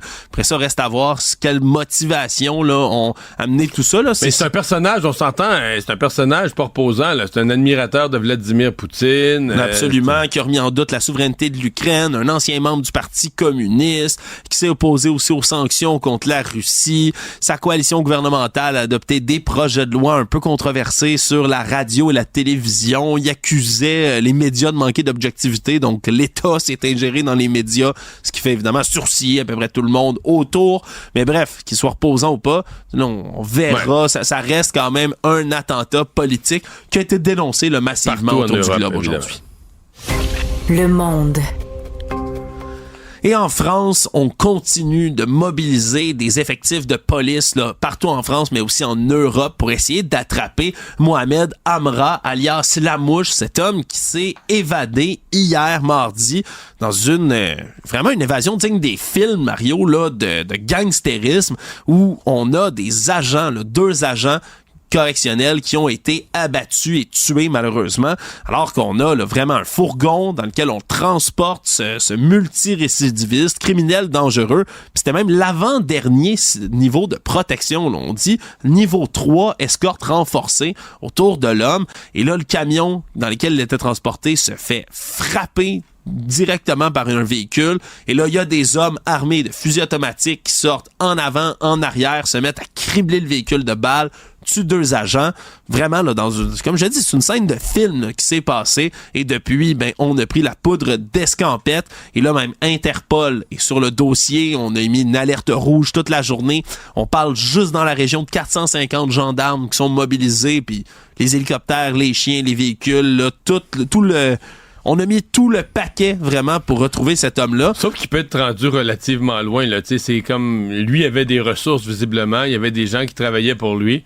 Alors, quand c'est toi qui crée la surprise, là, tu pars avec un avantage là, dès les premières minutes. Alors, je sais pas, peut-être que les autres avaient un plan pour l'éloigner le plus vite possible des lieux de l'évasion. Résumer l'actualité en 24 minutes, c'est mission accomplie. Nouvelle de dernière heure, Alexandre, et pas une drôle, un père qui s'en serait pris à sa propre fille. Ouais, exactement. Les policiers qui sont intervenus dans la municipalité d'Ormstown, en Montérégie, vers 10h30 ce matin. Au sud de Châteauguay. Exact. C'est la Sûreté du Québec qui est allée, une résidence de la rue Cairns. Et là, on parle d'une altercation entre 2 personnes. Sur place, le corps inanimé d'une femme de 34 ans qui venait d'être poignardée à mort. Et c'est son père de 60 ans qui a été arrêté sur les lieux, lui, avec des blessures légères, là. Et on comprend donc que l'altercation devait être entre le père et sa propre fille, qui, elle, est décédée, devient la 12e femme tuée donc dans la province depuis le début de l'année. Il comparaissait au palais de justice de Salaberry de Valleyfield. C'est une accusation de meurtre non prémédité. Et là, les enquêteurs, les techniciens de l'identité judiciaire de la SQ qui se sont rendus sur place pour accumuler des preuves, faire la lumière sur tout ça. Mais vraiment, drôle d'histoire avec le peu de détails déjà qu'on connaît. Là. C'est vraiment spécial. Je veux dire, une chicane. Comment ça dégénère? Chicane de famille, mais le gars tue sa propre fille. On en saura sans doute davantage dans les heures à venir. Isabelle Maréchal. Tous les 3 mois, il faut que tu arrives avec un nouveau produit, là. Tout le temps. Mario Dumont. Comme on dit en québécois que ça a fessé, là. La rencontre, Maréchal Dumont. Je sais pas comment on va y arriver. Bonjour Isabelle. Bonjour Mario. Tu peux me parler d'abord des cols bleus de Québec? Ben, écoute, on a probablement beaucoup de gens aujourd'hui ont été comme moi estomaqués devant cet extrait vidéo qui a été joué à l'interne là, au sein pour les membres des cols bleus. Là, c'est le chef syndical qui s'adresse à ses membres. C'est le chef du syndicat des cols bleus de la ville de Québec, Luc Boissonneau, qui s'adresse à ses membres et qui leur dit « Regardez bien les gars, comment qu'on va fonctionner dorénavant, là, vu qu'on peut pas faire vraiment... » qu'on peut pas ralentir le groupe officiellement, on va le faire non officiellement. On a un extrait, je pense que ça vaudrait la peine de le réécouter parce que, là, pour comprendre totalement il faut vraiment regarder le propos. Oui. Fait que c'est important. Il y a quoi? Appelle, OK? Par quoi? Par les ondes téléphoniques. Les gens des immeubles, les gens des usines. Faut que tu aies fini ta job. Hey boss, qu'est-ce que je fais? On va ralentir le travail de cette façon-là parce qu'il faut dire qu'on n'a pas le droit officiellement de ralentir le travail. OK? En fonction du Code du travail du Québec, OK? On ne peut ralentir de façon officielle, ça veut dire rien faire. OK? Ça, on n'a pas le droit. Mais la façon de la faire est très simple. On prend le côté légal, puis on va faire ce qu'ils nous demandent de faire. C'est quoi? Écouter nos patrons. OK, hey boss, qu'est-ce que je fais? OK, je m'en vais, je vais prendre un exemple bien simple, je m'en vais, il donne, va ramasser du store au 24,90, ben, je m'en vais ramasser du store au 24,90, mais s'il y a un store au 24,80, t'as pas dit de le ramasser, mais tu le ramasses pas, ils te retourneront le ramasser. C'est plein de petits exemples comme ça. Bon, est-ce que le contribuable qui entend ça a l'impression d'en avoir pour son argent? C'est un col bleu de la ville de Québec. Moi, je suis pas citoyenne de Québec, mais j'ai beaucoup d'empathie pour les contribuables de Québec et comme citoyenne de Montréal, et je pense à tous les citoyens de toutes les villes du Québec où des champions comme lui abusent des contribuables. Est-ce qu'il se rend compte qu'il est insultant, Mario? C'est nous, les citoyens, qui contribuent là, via nos taxes à payer le salaire de ces gens-là qui... lui, il est conscient qu'il peut pas le faire vraiment avec son petit air là, de champion là, de oh mon Dieu, écoute, mais il va le faire par la bande. Tu vois le ton qu'il prend? Écoute, mais ça se peut pas là, ça. Là? Mais c'est parce que ce dont il parle, c'est du service public parce que le même type là, si quelqu'un il parlait de privatiser les services, il montrait au micro. Ah, il trouverait ça bien épouvantable. Oui, il montrait au micro, puis là il nous dirait hey, il y a une notion de service public. Nous, on est fiers de ce qu'on fait, c'est le service public. Puis là, il te donnerait une leçon de service public. Puis là, il dit, bien sûr, c'est parce que là, notre convention collective est échue depuis décembre 23. Puis là, on met de la pression sur le boss. Tu sais, le boss. C'est encore le boss versus nous autres. Puis on va... Juste le ton, tu sais, la façon dont il parle. Hey, boss, là, qu'est-ce que je fais? Mais sont-tu innocents, les cols bleus? Tu sais, déjà que les gens ont pas énormément de respect pour leur col bleu. C'est bien dommage d'ailleurs parce que ce sont des employés qui normalement prennent soin de nos villes. Mais ceux de Montréal, ceux de Montréal ont défait la réputation même de l'expression col bleu d'une ville. Moi, j'étais en 93, Mario. J'étais en 93. J'ai vraiment eu peur. Je me suis dit, ils vont me faire mal. J'étais dans l'espèce d'émeute qu'il y a eu. À l'hôtel de ville. À l'hôtel de ville de Montréal, sous la gestion du chef Jean Lapierre de l'époque. Pas le politicien qu'on aimait beaucoup, mais bien Jean Lapierre, celui chef qui a un bronze, syndical celui qui a un bronze 301, devant la CSN. qui a son bus devant, exactement. Lui, là, écoute, ça, c'était catégorie... c'était sur le bord. Je fais attention à comment je le dis, mais disons qu'il aurait pu aller dans certains groupes. Il y avait des méthodes là, assez raides, tu vois ce que je veux dire? Ah oui, mais très raide. À l'hôtel de ville, cette fois-là, il était rentré avec un bélier, il avait défoncé la porte. Il y avait... Non, mais complètement. Moi, je me suis vraiment... Moi, je suis tombée, j'ai été poussée... Mais t'étais là comme journaliste? J'étais là, je couvrais comme journaliste. Écoute, ça a été, là, on était tous estomaqués, c'était dangereux.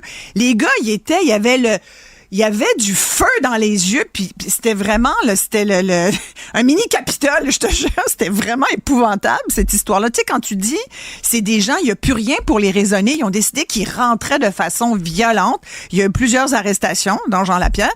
Écoute, tu te dis, mais attendez, là, on parle de travail, on parle de conditions de travail. Est-ce qu'on peut rester civil, décent et surtout respectueux? Moi, ça m'a allumé, c'est aujourd'hui, parce que ça m'a remis dans cette espèce de, tu vas me dire, ça fait 30 ans, mais on n'en est pas revenu parce que depuis, il y en a eu plein de grèves du zèle, puis il y en a eu tout le temps. Il y a eu quelques années, là, c'était la grève du déneigement. Mais là, si t'es maire de Québec, moi, Bruno Marchand, à sa place, aujourd'hui, je sais qu'il rencontrait Justin Trudeau puis qu'il parlait du pont de Québec. Moi, je déclenche un lock-out. Je les mets tous en lock-out demain matin. Ben, j'espère qu'il l'a appelé au moins pour dire, regarde, mon champion. Non, mais tu peux pas les...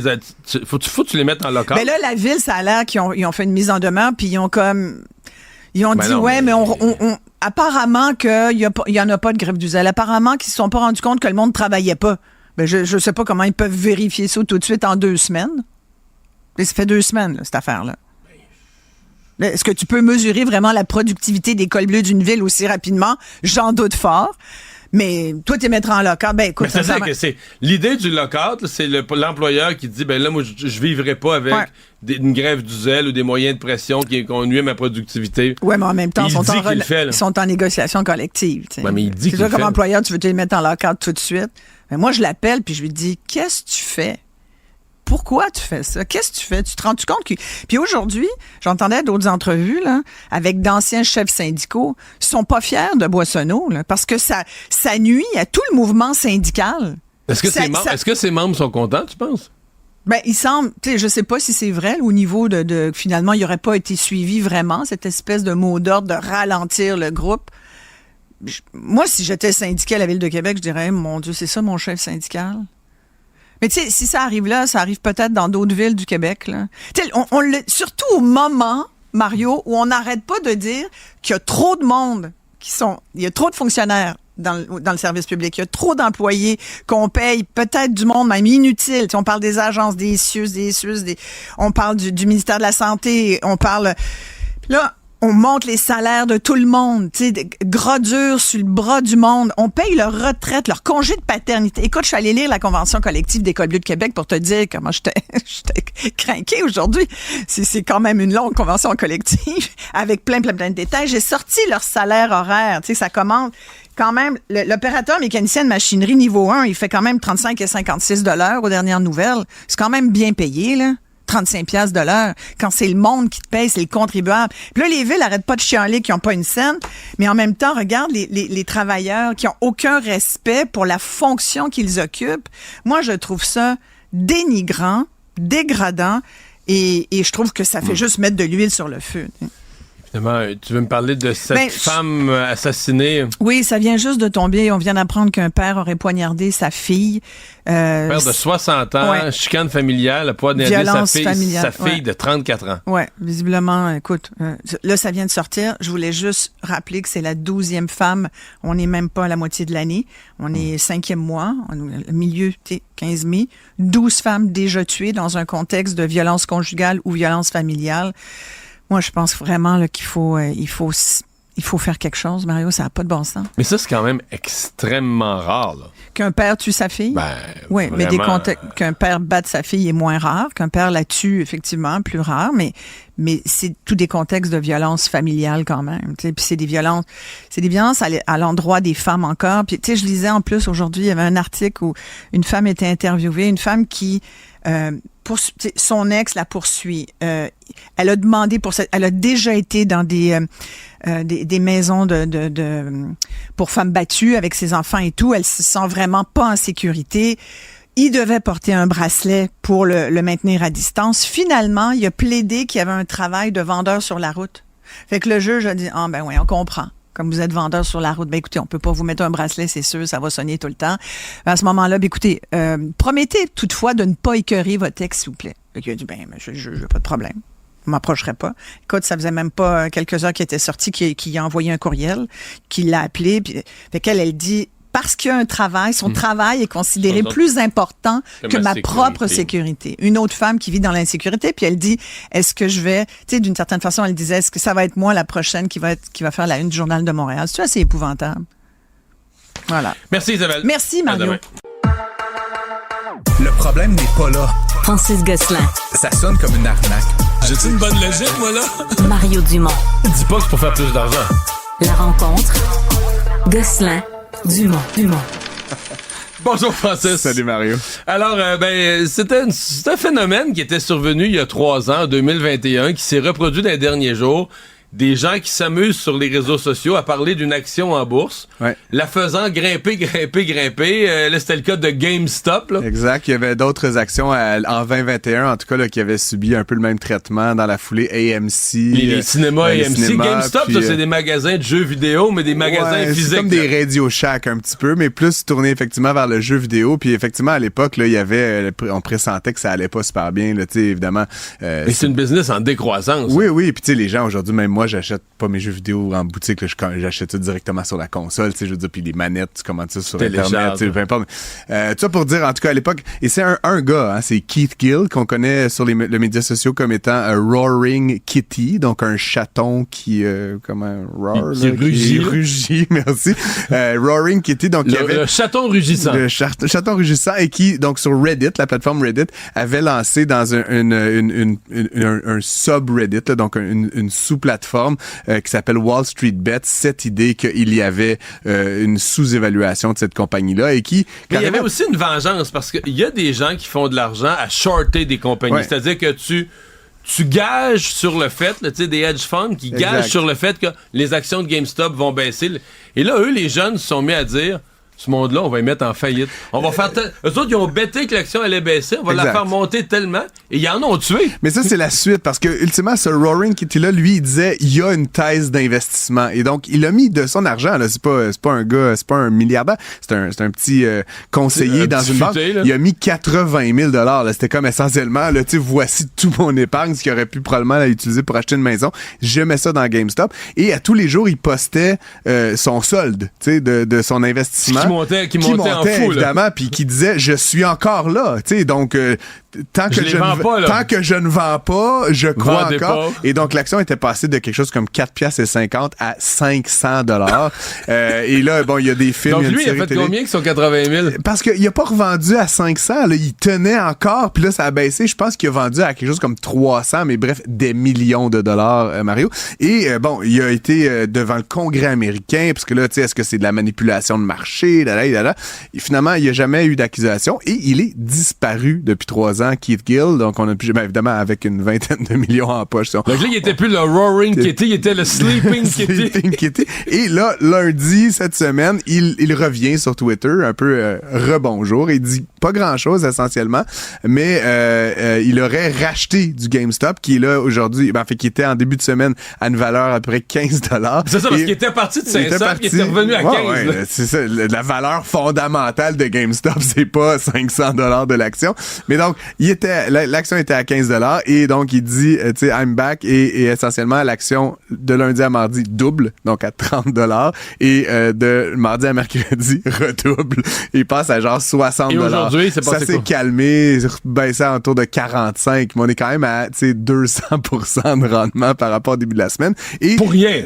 C'est pas là, comme si GameStop avait acheté une compagnie ou réinventé un modèle. Ils n'ont rien annoncé, il n'y a pas de nouvelles. C'est vraiment là, cette espèce qu'on appelle en bon français un meme stock. C'est une action en bourse qui est mémifiée, dans le fond, qui est prise en charge par l'Internet et qui explose de valeur sans qu'il y ait aucun changement dans les fondamentaux. Et c'est les films et la série télé le montrent bien, Mario, c'est des gens, là, surtout des jeunes, qui achètent une action, ils reçoivent leur paye, ils achètent une action à 100 $, une autre, mais tu sais, fois des millions de dollars. Et tant qu'il y a Roaring Kitty qui monte, bref, ça pour dire, je sais pas s'il a fait une autre passe d'argent, mais encore une fois, une drôle d'histoire. Et les hedge funds n'ont rien appris. Apparemment, il y a un hedge funds là, qui serait au bord de la faillite après 2 jours. Ils avaient shorté, donc mis à découvert l'action et ils auraient perdu des centaines de millions de dollars déjà en 2 jours. C'est incroyable.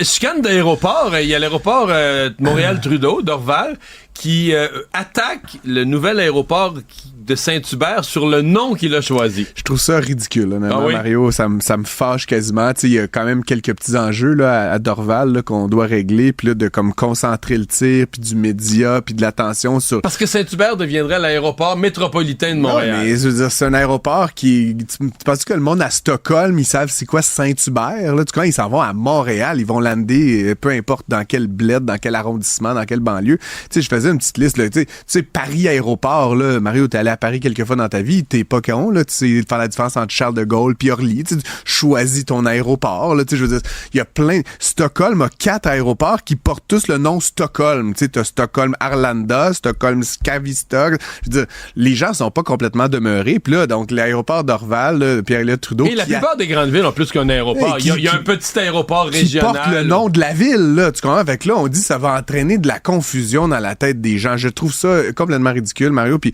là, je sais pas comment ça va évoluer devant... Mais toi, tu trouves-tu ça bon qu'il y ait un deuxième aéroport pour des vols intérieurs? La concurrence, puis tout ça. Puis éventuellement, écoute, là, bon, peut-être pour les gens de Saint-Hubert, ça va être un peu rushant, là, mais en plus, on a interdit les vols la nuit. Là, tout ça, fait que ça devient un aéroport comme un autre. Moi, je pense qu'on va trouver ça pratique pour un petit vol à Toronto. Là. Bien sûr. Puis encore une fois, comme je l'ai dit, c'est bon dans n'importe quel univers qui ait de la concurrence. Montréal-Trudeau a pas fait la preuve qu'il était capable d'être toujours fiable. C'est un aéroport que je déteste pas, mais il y a des points d'amélioration là, qu'on pourra cibler dans une autre chronique. Dont le tarif du stationnement.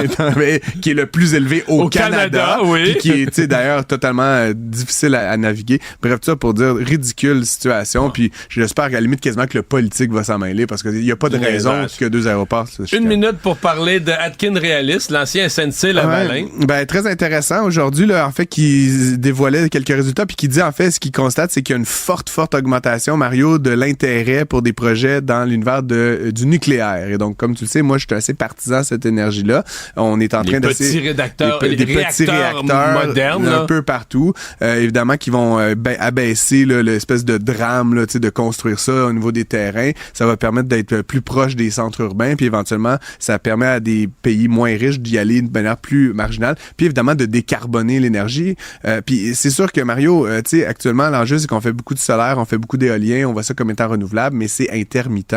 Donc, il faut s'adosser à des énergies fiables et constantes. Au Québec, on a la chance d'avoir, évidemment, des quantités phénoménales d'hydroélectricité, mais c'est pas le cas partout. Donc, go nucléaire, puis go Atkins Realis quand même, il y a un petit peu de fierté québécoise là-dedans. Merci Francis, à demain. Les affaires publiques n'ont plus de secret pour lui. Les vrais enjeux. Les vraies questions. Cube Radio. Cube Radio. En direct à LCN. À LCN.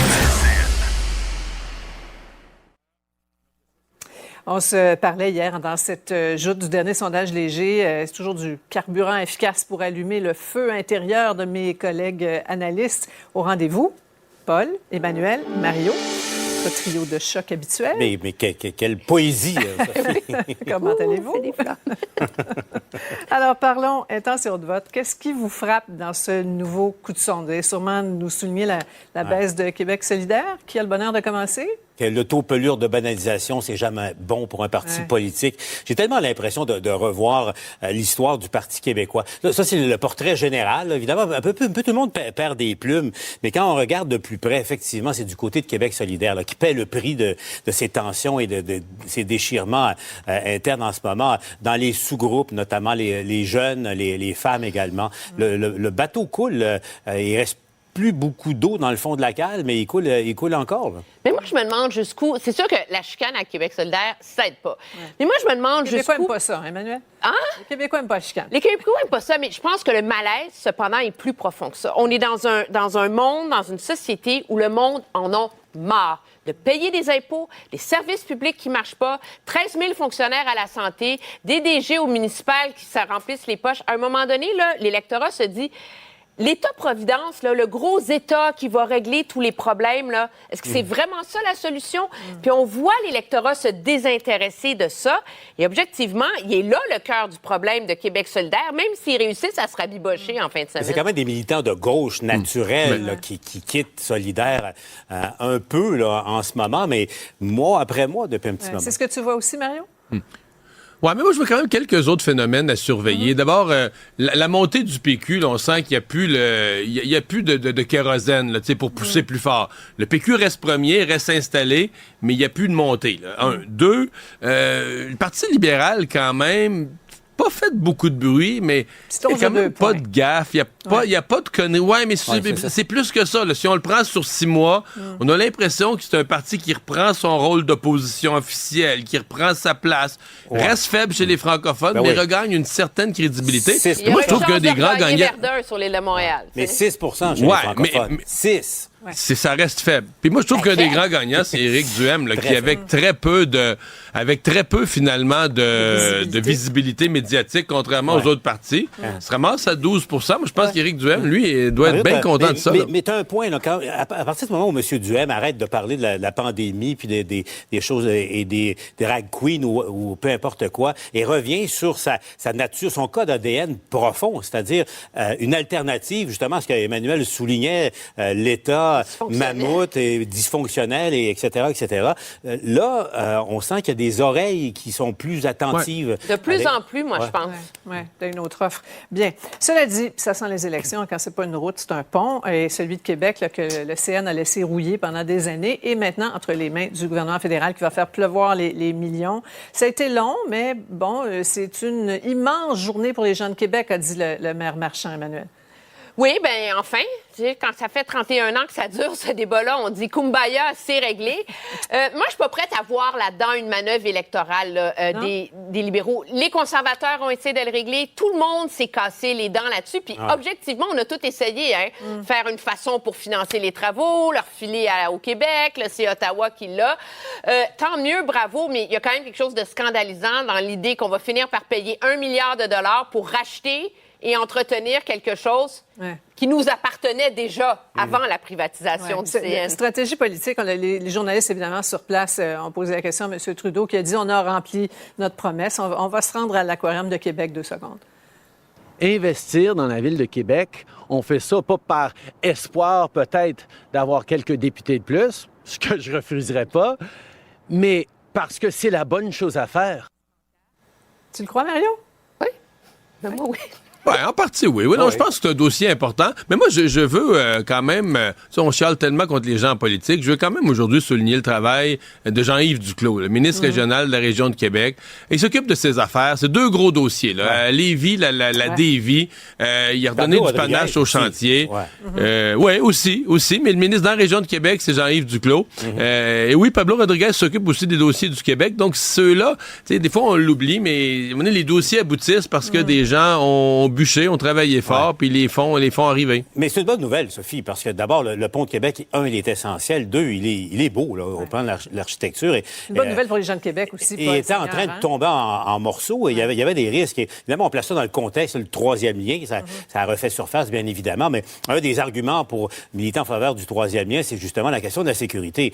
S'il y avait un problème sur le vieux pont de Québec là, qui tombe en décrépitude, il fallait un autre lien. Là, moi, j'ai entendu à plusieurs reprises. Donc, maintenant que le pont de Québec est là pour rester, alors voilà.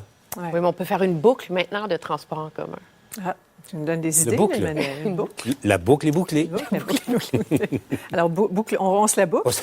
Les cols bleus, on va en parler après la pause. Pas toujours bonne réputation. On peut dire que parfois, ils courent peut-être un peu après. On vous explique au retour. Pour savoir ce qu'il y a à comprendre, Mario Dumont. Alexandre, il y a quelques jours, dans le sud de la France, à Marseille, on a accueilli en grande pompe la flamme olympique qui arrivait en sol français parce qu'on se prépare pour ces Jeux olympiques cet été. Ben oui, les Jeux olympiques de Paris. Donc, on attend bien évidemment la flamme olympique, des milliers, voire des dizaines de milliers de visiteurs qui vont arriver à Paris. Mais aussi toutes les fournitures, tout ce qui est équipement qui fait son chemin puis qui finit par arriver pour s'installer.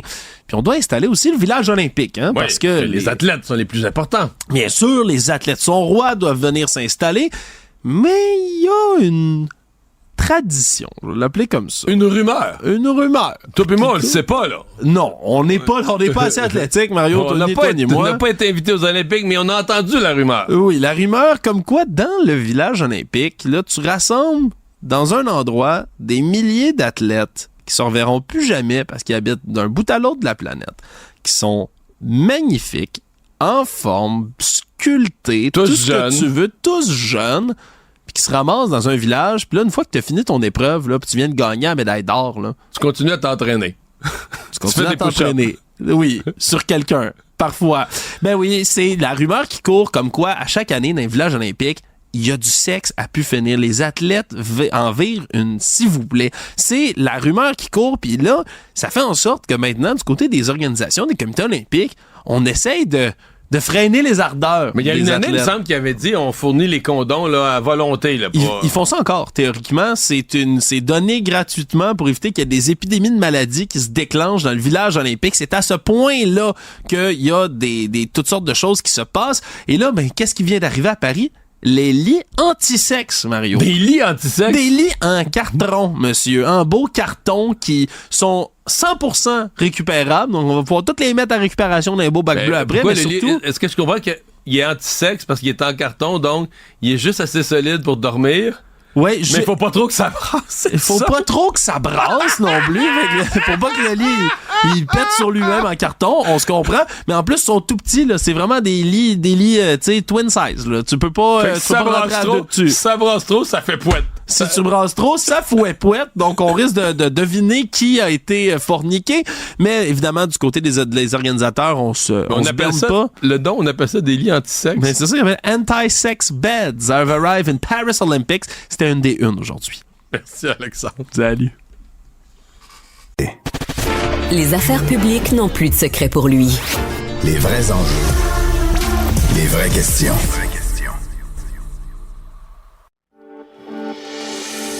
Alors, le Journal de Québec nous fait découvrir la régie interne du syndicat des cols bleus de la ville. Regardez bien cet extrait, une vidéo présentée sur une page syndicale interne. Arrêtez de prendre des décisions. T'as fini ton travail. Hey, patron, qu'est-ce que je fais? Où est-ce que je m'en vais? Attends, on va ralentir le travail de cette façon-là parce qu'il faut dire qu'on n'a pas le droit officiellement de ralentir le travail. Alors, comment ralentir le travail subtilement? Mode d'emploi par Luc Boissonneau. Les yeux s'écarquillent, Mario. On était dans la question ces derniers jours. Est-ce que le contribuable en a pour son argent là? C'est le contribuable de Québec qui entend ça peut se poser de sérieuses questions. Sur le travail des cols bleus, c'est totalement inacceptable comme méthode syndicale, sans dit long, parce que techniquement, c'est des gens qui devraient être fiers de leur travail, travaillent au service du public, font un travail essentiel, important pour la vie d'une ville. Puis là, tu dis, OK, c'est comme ça qu'eux, ils voient leur travail, puis là, le moyen de pression, on va ralentir le travail. Et ce qui est plus terrible, si quelqu'un proposait demain matin de privatiser leur département ou leur service, ces gens-là prendraient le lutrin, prendraient le micro, puis là, nous feraient une leçon de société sur c'est quoi la notion du service public, puis l'importance du service public. Regardez la façon dont ils en parlent là, quand vient le temps de négocier. Je me demande juste qu'est-ce que le maire va faire avec ça. Ouais. Moi, si je suis maire, j'entends ça. Là, j'ai le goût de les mettre en lock-out, de dire, OK, vous n'avez pas le droit de faire ça. Ça justifie totalement le recours au lock-out. Là. Le discours qui est fait justifie totalement un recours au lock-out. Ou des sanctions, carrément, parce que c'est la un ville appel déposera pas de poursuite. Ils ne l'ont pas démontré encore. Moi, je trouve que, tu sais, au Québec, là, de un, l'idée de la grève du zèle, là, on s'entend, c'est pas nouveau. C'est juste que c'est vraiment gênant quand le gars explique comment il va la faire, sa grève du zèle. Là. On se demande comment on a un problème de productivité au Québec. Là. C'est ce genre d'attitude-là qui illustre absolument que l'enjeu, c'est pas qu'est-ce que je peux faire pour la société, qu'est-ce que je peux faire pour faire croître ma compagnie. C'est qu'est-ce que la société peut faire pour moi, puis qu'est-ce que ma compagnie peut faire pour moi. Ben c'est ça que ça donne. Et l'appel est quand même public. Là. C'est ça qui est un peu étonnant là-dedans. Là. Il y a une démonstration, un appel syndical au bon vieux dicton. Là, plus tu pédales moins vite, moins tu avances plus vite. C'est le message qu'il adresse à ses membres. C'est assez particulier. Il faut placer ça dans l'autre contexte. Mario, je pensais que tu en glisserais un mot, que les employés sur la scène municipale sont beaucoup mieux payés que leurs collègues au niveau québécois ou au niveau fédéral et dans le privé généralement. Les conditions de travail sont largement supérieures pour les cols bleus municipaux que n'importe qui. Et ça aussi, il faut avoir ça à l'esprit. Oui. Ce que j'en comprends, c'est que la Ville ne déposera pas de poursuite. Le mot d'ordre n'a pas été suivi apparemment, mais bon, ils ont quand même la preuve d'une demande claire de ralentir le travail. Et il y a un médiateur au dossier. On lui souhaite bonne chance. Maintenant, l'injonction qui est rejetée à McGill Aucun incident sérieux ou violent retenu pendant une manif ou une contre-manif. Êtes-vous étonné de cette décision? Moi, non. Non. Parce que quand tu vas devant un juge, là, c'est pas le moi je pense que, c'est pas l'opinion, c'est pas ce qu'on pense, là. L'enjeu, c'est que pour avoir une injonction, il faut que tu demandes deux choses. L'urgence d'agir et les dommages irréparables si tu l'as pas, l'injonction. Or, comme tu dis, Sophie, il y en a pas eu de violence. L'urgence, il y en a pas parce qu'ils ont déménagé la collation des grades. Alors, le juge, il dit, écoutez, c'est des enjeux complexes. Puis, objectivement, il y a aucune raison pour trancher maintenant. Si vous voulez vraiment qu'il s'en aille, bien, allez devant le tribunal, puis on va plaider le fond du dossier entre le droit de McGill de sa propre propriété puis le droit des gens de manifester. Et c'est une question de droit aussi, là, parce que c'est deux principes fondamentaux qui se heurtent dans cette cause-là. Le droit de manifester, qui est reconnu par la Charte, et le juge Saint-Pierre insiste lourdement là-dessus que, effectivement, la démonstration n'a pas été faite, que c'est dangereux, qu'il y a des problèmes ou des enjeux de sécurité, par exemple. Et donc, lui, il conclut, c'est non fondé, les arguments mis de l'avant par McGill. Oui, les manifestants ont réagi. On dit qu'on a un extrait, on va l'écouter. Nous espérons que la décision de la Cour apprendra à McGill qu'il est plus coûteux d'exercer des mesures exceptionnelles pour réprimer ses propres étudiants plutôt que de répondre à leurs demandes. Vous êtes prêt à rester ici longtemps? Jusqu'à ce que nos demandes sont atteintes d'une manière matérielle. Bon, en même temps, sur le fond, ils sont un peu partout, ces campements. Alors, je regardais au Canada, il y en a un peu partout. Il y en a des douzaines aux États-Unis. Rappelons-nous des mouvements, le mai 68. Là. Sur le fond, il n'y a pas une espèce de contagion d'une protestation justifiée contre une espèce d'attaque, tous azimuts contre une population civile innocente. C'est ce que ces gens-là appuient, là. Ouais, mais il y a une idéologie, évidemment, là-dedans aussi très profonde. On comprend que ce sont des militants d'extrême gauche. Ils ont pas manifesté, ils n'ont pas fait leur campement le 8 octobre, le lendemain des attaques du Hamas, pour s'horrifier de ce qui s'était passé. Donc, ils prennent parti dans une situation extrêmement complexe. Je comprends très bien leur solidarité. Là, ce qui se vit présentement à Gaza sur le plan humanitaire est hautement questionnable et de plus en plus malaisant. Ça va de soi. Ceci dit, tu sais, c'est un peu le kit ou double de McGill. C'est-à-dire que quand tu vas devant le tribunal pour demander une injonction, dire, gars, il y a urgence que je puisse démanteler, t'acceptes que si tu perds, le campement, de facto, de par la décision inverse de celle que tu espérais de la Cour, le campement vient de se solidifier. Là, les fondations du campement sont rentrées un peu plus profond dans le sol. Et que dire de l'appel du premier ministre du Québec il y a une semaine qui demandait à la police d'aller le démanteler? Mais on est loin de mai 68, là. Je m'excuse, là. C'est quand même une couple de groupuscules qui sont pas mal isolés, puis jusqu'ici, ils ont inspiré personne, là. Alors que mai 68, c'était une grève générale, un mouvement étudiant et ouvrier qui a vraiment paralysé la France, là. Je sais qu'ils rêvent d'être mai 68, là, mais jusqu'ici, ils sont pas rendus là. Voilà. Merci beaucoup. On se retrouve demain. Au revoir. Au revoir à tous les trois. Au revoir. Notre collègue. Probablement capable de vous battre à n'importe quel jeu de société, Mario Dumont. Tout en débattant des enjeux de société. Pour les gens de l'ensemble du Québec, les gens, je devrais dire, de l'extérieur de la grande région de Québec, le dossier du troisième lien, c'est un dossier politique. On en jase, on se demande ce que la CAQ a fait avec ça. Présentement, l'enjeu, c'est de la décision que va prendre la Caisse de dépôt, la proposition que va mettre sur la table la Caisse de dépôt, parce que c'est DPQ Infra, le bras immobilier, le bras infrastructure de la Caisse de dépôt, va présenter des propositions pour le transport à Québec au mois de juin. Mais localement, entre autres dans la région Chaudière-Appalaches, sur la rive sud de Québec, c'est encore un dossier politique et économique très, très, très chaud. Les gens ont des attentes, ont vécu des déceptions il y a un an lorsque le projet a été adopté. Et donc, des résolutions, des conseils municipaux, des chambres de commerce, les gens restent très actifs sur le terrain, sur le dossier. Marc-Alexandre Brousseau, maire de la ville de Thetford-Mines, président de la table régionale des élus municipaux de Chaudière-Appalaches, est avec nous. Monsieur le maire, bonjour. Bonjour. Merci. Chez vous, c'est un dossier politique et économique du quotidien, là? Oui, absolument. Dans la région Chaudière-Appalaches, c'est sûr que ça touche pas tout le monde de la même façon. Par exemple, moi, Thetford-Mines, je suis quand même à presque 100 km des ponts. Donc un peu plus loin, là. Mais pas de la même façon que ça peut toucher mes collègues de la Beauce ou évidemment de la région de Montmagny, Bellechasse et compagnie, pour qui c'est extrêmement important, mais plus largement que ça. Quand je parle à des collègues maires de l'Est du Québec, eux autres aussi, ils souhaitent qu'il y ait un lien supplémentaire qui s'installe. Ouais. Et donc, présentement, les élus municipaux de Chaudière-Appalaches sont pas en mode attente, là, assis sur leurs mains, à attendre ce que la Caisse de dépôt va dire ou pas dire. On est encore proactif politiquement. Absolument. En fait, il y a vraiment, on n'a jamais arrêté. On a toujours maintenu les activités de ce côté-là. C'est sûr, quand est arrivé le mandat qui était donné à la Caisse de dépôt et placement, en fait, on a su que la Caisse de dépôt ferait une consultation des parties prenantes. Et à notre grande surprise, on n'était pas là-dedans. Donc, la table régionale des élus de Chaudière-Appalaches n'avait pas été considérée comme concernée par ce dossier-là. Il a fallu qu'on s'invite à la toute fin de la période de consultation parce qu'on n'avait pas pensé à nous. Puis que pour se rendre compte que vraiment le dossier pour eux autres, en fait, le mandat qu'ils avaient, je sais pas si c'est le mandat qu'ils ont reçu, c'est le mandat qu'ils ont établi, c'est un mandat de communauté urbaine de Québec, donc entre la ville de Québec et la ville de Lévis. Puis c'est comme s'il y a rien en arrière de la ville de Lévis. C'est comme si c'est la terre plate, là. En arrière de Québec, mais en arrière de Lévis, il y a absolument rien qui existe. Ben non, c'est pas vrai. Il y a des régions, il y a des gens qui habitent là, puis il y a des entreprises qui sont installées. On sait que la région Chaudière-Appalaches, c'est une région manufacturière très importante. Et puis, le seul lien qu'on peut utiliser pour traverser avec des marchandises, c'est le pont Pierre-Laporte. On n'a pas le droit d'aller sur le pont de Québec. 2 ponts qui sont, soit dit en passant, vieillissants, qui n'ont pas été superbement entretenus.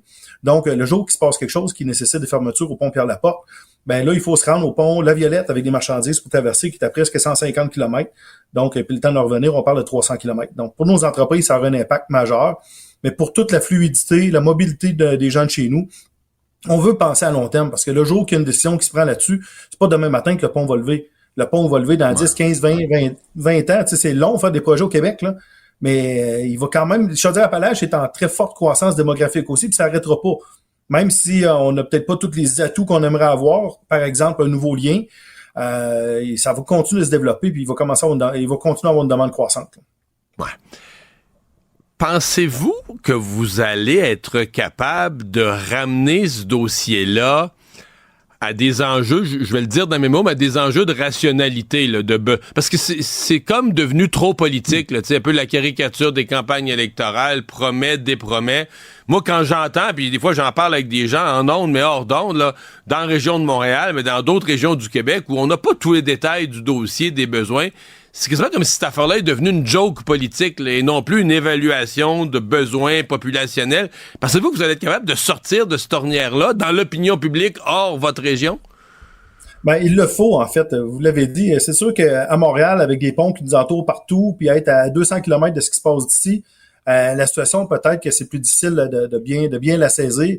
Mais il faut pas regarder aujourd'hui combien il y a de voitures qui passent sur le pont. On est en croissance démographique. Ça va continuer. Des fois, j'entends parler d'étalement urbain. L'étalement urbain, présentement, c'est pas parce qu'il n'y en a pas. L'étalement urbain, il se fait ailleurs, beaucoup plus à Rive-Nord que à Rive-Sud, parce que les facilités sont là davantage. Moi, ce que je dis, c'est que c'est pas vrai que tout le monde va habiter au centre-ville de Québec. Comme c'est pas vrai que tout le monde va habiter au centre-ville de Montréal. On a le droit au Québec d'habiter ailleurs que dans les grandes villes.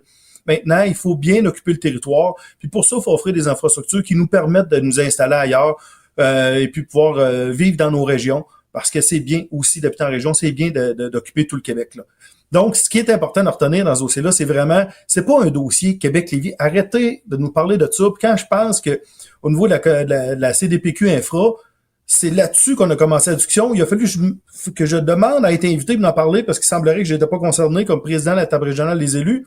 Puis on démarre en disant c'est un dossier Québec-Lévis. On t'avait de dire c'est un dossier entre le boulevard Champlain puis la rue Saint-Laurent à Lévis. Non, c'est pas ça, là. C'est beaucoup plus large que ça. C'est toutes des régions, c'est la Rive-Nord, la Rive-Sud qui est concernée au complet, là. Mais est-ce que ça vous inquiète? Parce que vous dites, on n'avait pas été invité. Là, je comprends que vous avez forcé votre propre invitation. Là, vous avez mis votre propre pied dans la porte pour vous faire inviter. Mais avez-vous l'impression que votre message a été entendu par la Caisse de dépôt, par CDPQ Infra? Avez-vous l'impression que vous avez réussi à les convaincre que c'était un dossier régional plus large? Ben, ils sont repartis en disant, on coche, là, on a passé une demi-heure, 1 heure avec eux autres, là, ils vont être contents. Avez-vous l'impression que le message a été entendu? Ouais, écoutez, je souris parce que c'est difficile à dire, hein. Vous allez le savoir au mois de juin? On va le savoir au mois de juin en même temps que tout le monde. C'est sûr que, sincèrement, c'est inquiétant. Pour nous, ça met un doute dans la démarche de savoir que ça a toujours été considéré, on dirait, par les gens présentement qui mènent le dossier comme un dossier Québec-Lévis. tout le temps qu'on va penser que c'est un dossier Québec-Lévis, là, ben, on n'aboutira pas là-dedans. Puis la démarche, puis la revendication des gens de chez nous pour avoir un nouveau lien autoroutier, qui soit à l'est ou proche des ponts actuels, ça disparaîtra pas, cette volonté-là. Ça va toujours continuer jusqu'à temps qu'il y en ait un. Puis les 2 ponts qui sont là actuellement, ils vont continuer de vieillir. Puis ils vont continuer probablement pas entretenus correctement, puis ça va nous mettre à risque au niveau de la mobilité entre la rive nord et la rive sud. Donc, est-ce qu'on est inquiet? C'est inquiétant de savoir que on n'était même pas considéré comme une partie prenante. Est-ce que j'ai été écouté lorsque je suis allé avec certains de mes collègues? Il y a eu de l'écoute. Je pense pas que le mandat, c'était énormément d'interagir. Le délai était relativement court. On était à la toute fin de leur consultation. Mais j'espère que le message a été bien entendu, que nous, ce qu'on dit, c'est qu'on a le droit d'habiter ailleurs qu'à Montréal et à Québec. Puis on a le droit de développer nos régions également, puis avoir des investissements qui nous permettent de nous développer. Il y a le ministre régional, député de Lévis, mais ministre régional Chaudière-Appalaches, Bernard Drainville, qui a fait quand même une couple d'interventions. À un moment donné, a dit que lui s'attendait là, à ce que la Caisse de dépôt arrive avec un projet, là, quand ils vont déposer leur projet de transport. Bon, il y aura quelque chose probablement pour le transport en commun, ça arrive nord, tramway ou autre, mais que lui, il s'attendait qu'il y ait aussi une proposition de nouveaux liens là, entre la rive sud et Québec. Comment vous voyez son rôle de ministre régional? Est-ce que vous pensez qu'il prend un leadership? On a l'impression que c'est un petit peu fait remettre à sa place en disant, ben là, attends, là, c'est la Caisse de dépôt qui va mettre ça sur la table. Mais est-ce que vous sentez qu'il y a un leadership régional de lui et des autres députés là, de la région Chaudière-Appalaches qui sont tous de la CAQ? Ben, c'est sûr, en fait, que, tu sais, comme ministre régional, nécessairement, son travail, c'est de porter nos dossiers. Dans le dossier du 3e lien ou du nouveau lien, des fois, on change ça de nom pour espérer que ça marche mieux, là. Appelons-le comme on veut. Ben, clairement, il porte le dossier puis il souhaite réellement que ça fonctionne. Donc, tu sais, on est content des démarches que fait notre député parce que c'est la volonté de toute nos... Tu sais, il y a 440 000 habitants à Chaudière-Appalaches, 9 MRC plus la ville de Lévis. C'est tout ça qu'on veut, puis c'est ça qui est en train de se démontrer présentement par toutes les résolutions qui se prennent dans les municipalités, dans les MRC, à la ville de Lévis. Les chambres de commerce sont là aussi, sont actives. Parce que c'est un dossier qui nous concerne tous, pour lequel on a vraiment une unanimité ici dans la région. Et dans l'Est du Québec, c'est la même chose. Les gens nous appuient également, même si on est touché à des degrés divers. Tu sais, je le rappelle, à Thetford Mines, là, on est quand même à 100 km des ponts.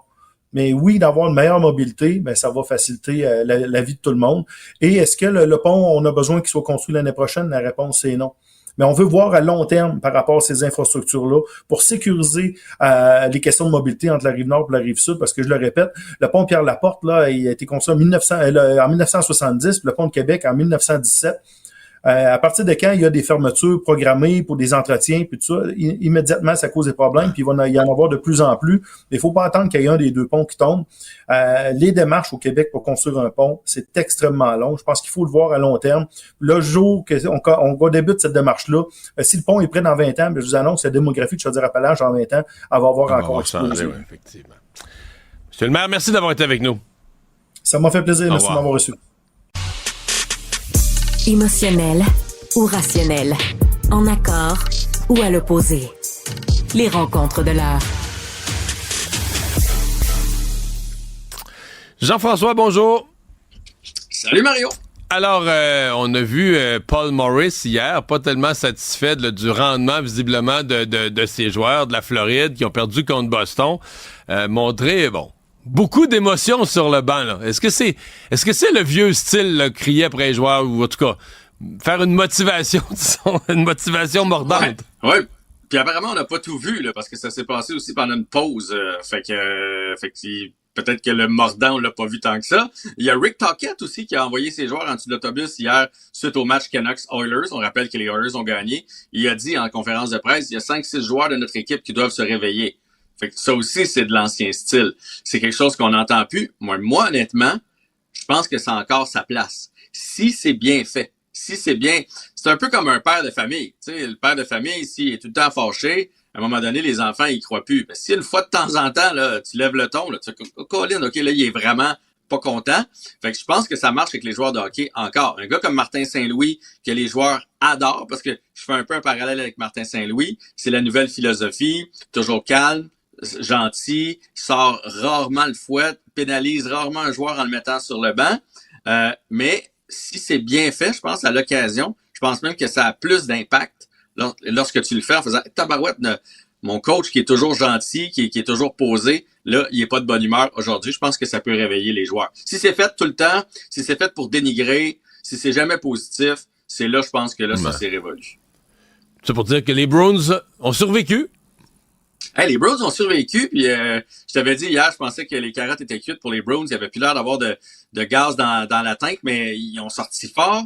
Les Panthers, eux autres, étaient complètement amorphes. Et après ça, c'est Jeremy Swayman. Honnêtement, c'est ma révélation depuis le début des séries. Je pense même que dans les prochaines années, les Bruins vont échanger Linus Ullmark, l'autre gardien, parce que lui, il mérite de jouer. Là. Il est vraiment, vraiment bon. Et il a tenu les Bruins après ça, après qu'il a pris les devants.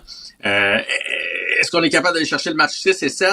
Est-ce que Brad Marchand va être de retour? Ça, c'est une autre paire de manches. Parlant de faire face à l'élimination, l'Avalanche, eux, est-ce qu'ils vont survivre ce soir? Hey, t'as vu ce qui s'est passé avec Nichushkin, le joueur de l'Avalanche du Colorado, qui a été placé encore une fois sur le programme d'aide aux joueurs, mais cette fois-là pour 6 mois. Et suspendu. Ben, il est comme pas une forme de suspension, il peut plus jouer, là. Ouais, parce que quand c'est grade 3, donc tu y vas grade 1, la dernière fois, ça avait été grade 2, ça avait été 2 mois et donc forcé de régler ses démons. Et là, ben, si tu brises encore une fois les conventions et ce qu'on te demande, ben là, c'est grade 3, donc c'est 6 mois suspendu, pas disponible avant novembre prochain. Et c'était le meilleur marqueur de but, là. C'est tout un joueur de hockey. Ils l'ont signé pour 6-7 millions par année, là. Fait que présentement, de 1, ça fait mal son trou. Ça doit faire mal aussi dans le vestiaire. Imagine, tu te présentes, puis là, t'apprends qu'il jouera plus. Puis non seulement il jouera plus dans cette série-là, mais si tu sais, ça s'en va toujours de plus en plus dur, les séries. Dans la prochaine ronde, tu l'auras pas, puis dans l'autre, en finale, tu l'auras pas non plus. Ça doit être bien dur sur le moral présentement de l'Avalanche du Colorado. Fait que moi, j'ai l'impression que les Stars de Dallas vont en finir avec l'Avalanche parce que le moral n'y est pas. Mais bon, j'avais dit ça hier. Ouais, c'est un match à la fois. Hein? Ouais. Robert Hintz ne sera pas là d'ailleurs pour les Stars de Dallas. C'est quand même un excellent joueur. Fait que peut-être ça ouvre la porte à l'Avalanche. 30 secondes pour parler de Herbert Jacquet, joueur du Canadien, qui serait en demande. Est-ce qu'on est prêt à l'échanger? Je pense pas, mais il a l'air d'avoir, il y a quelque chose d'unique, Herbert Jacquet, et les spécialistes du monde du sport disent que Kent Hughes reçoit énormément de demandes pour Jacquet. Je sais pas pour toi, mais moi, à moins que ce soit un top 25 ou un prospect qui ferait notre affaire, je touche pas à Jacquet. On en a besoin, on n'en a pas des comme lui, puis s'il est unique ailleurs, il est unique chez nous aussi. Ouais, mais c'est aussi que l'équipe du Canadien a tendance à être plutôt petite. Fait que d'avoir un shérif, je pense pas que c'est méchant dans l'état actuel des choses. Hey, merci, salut! À demain, merci à vous. On se retrouve demain. Cube.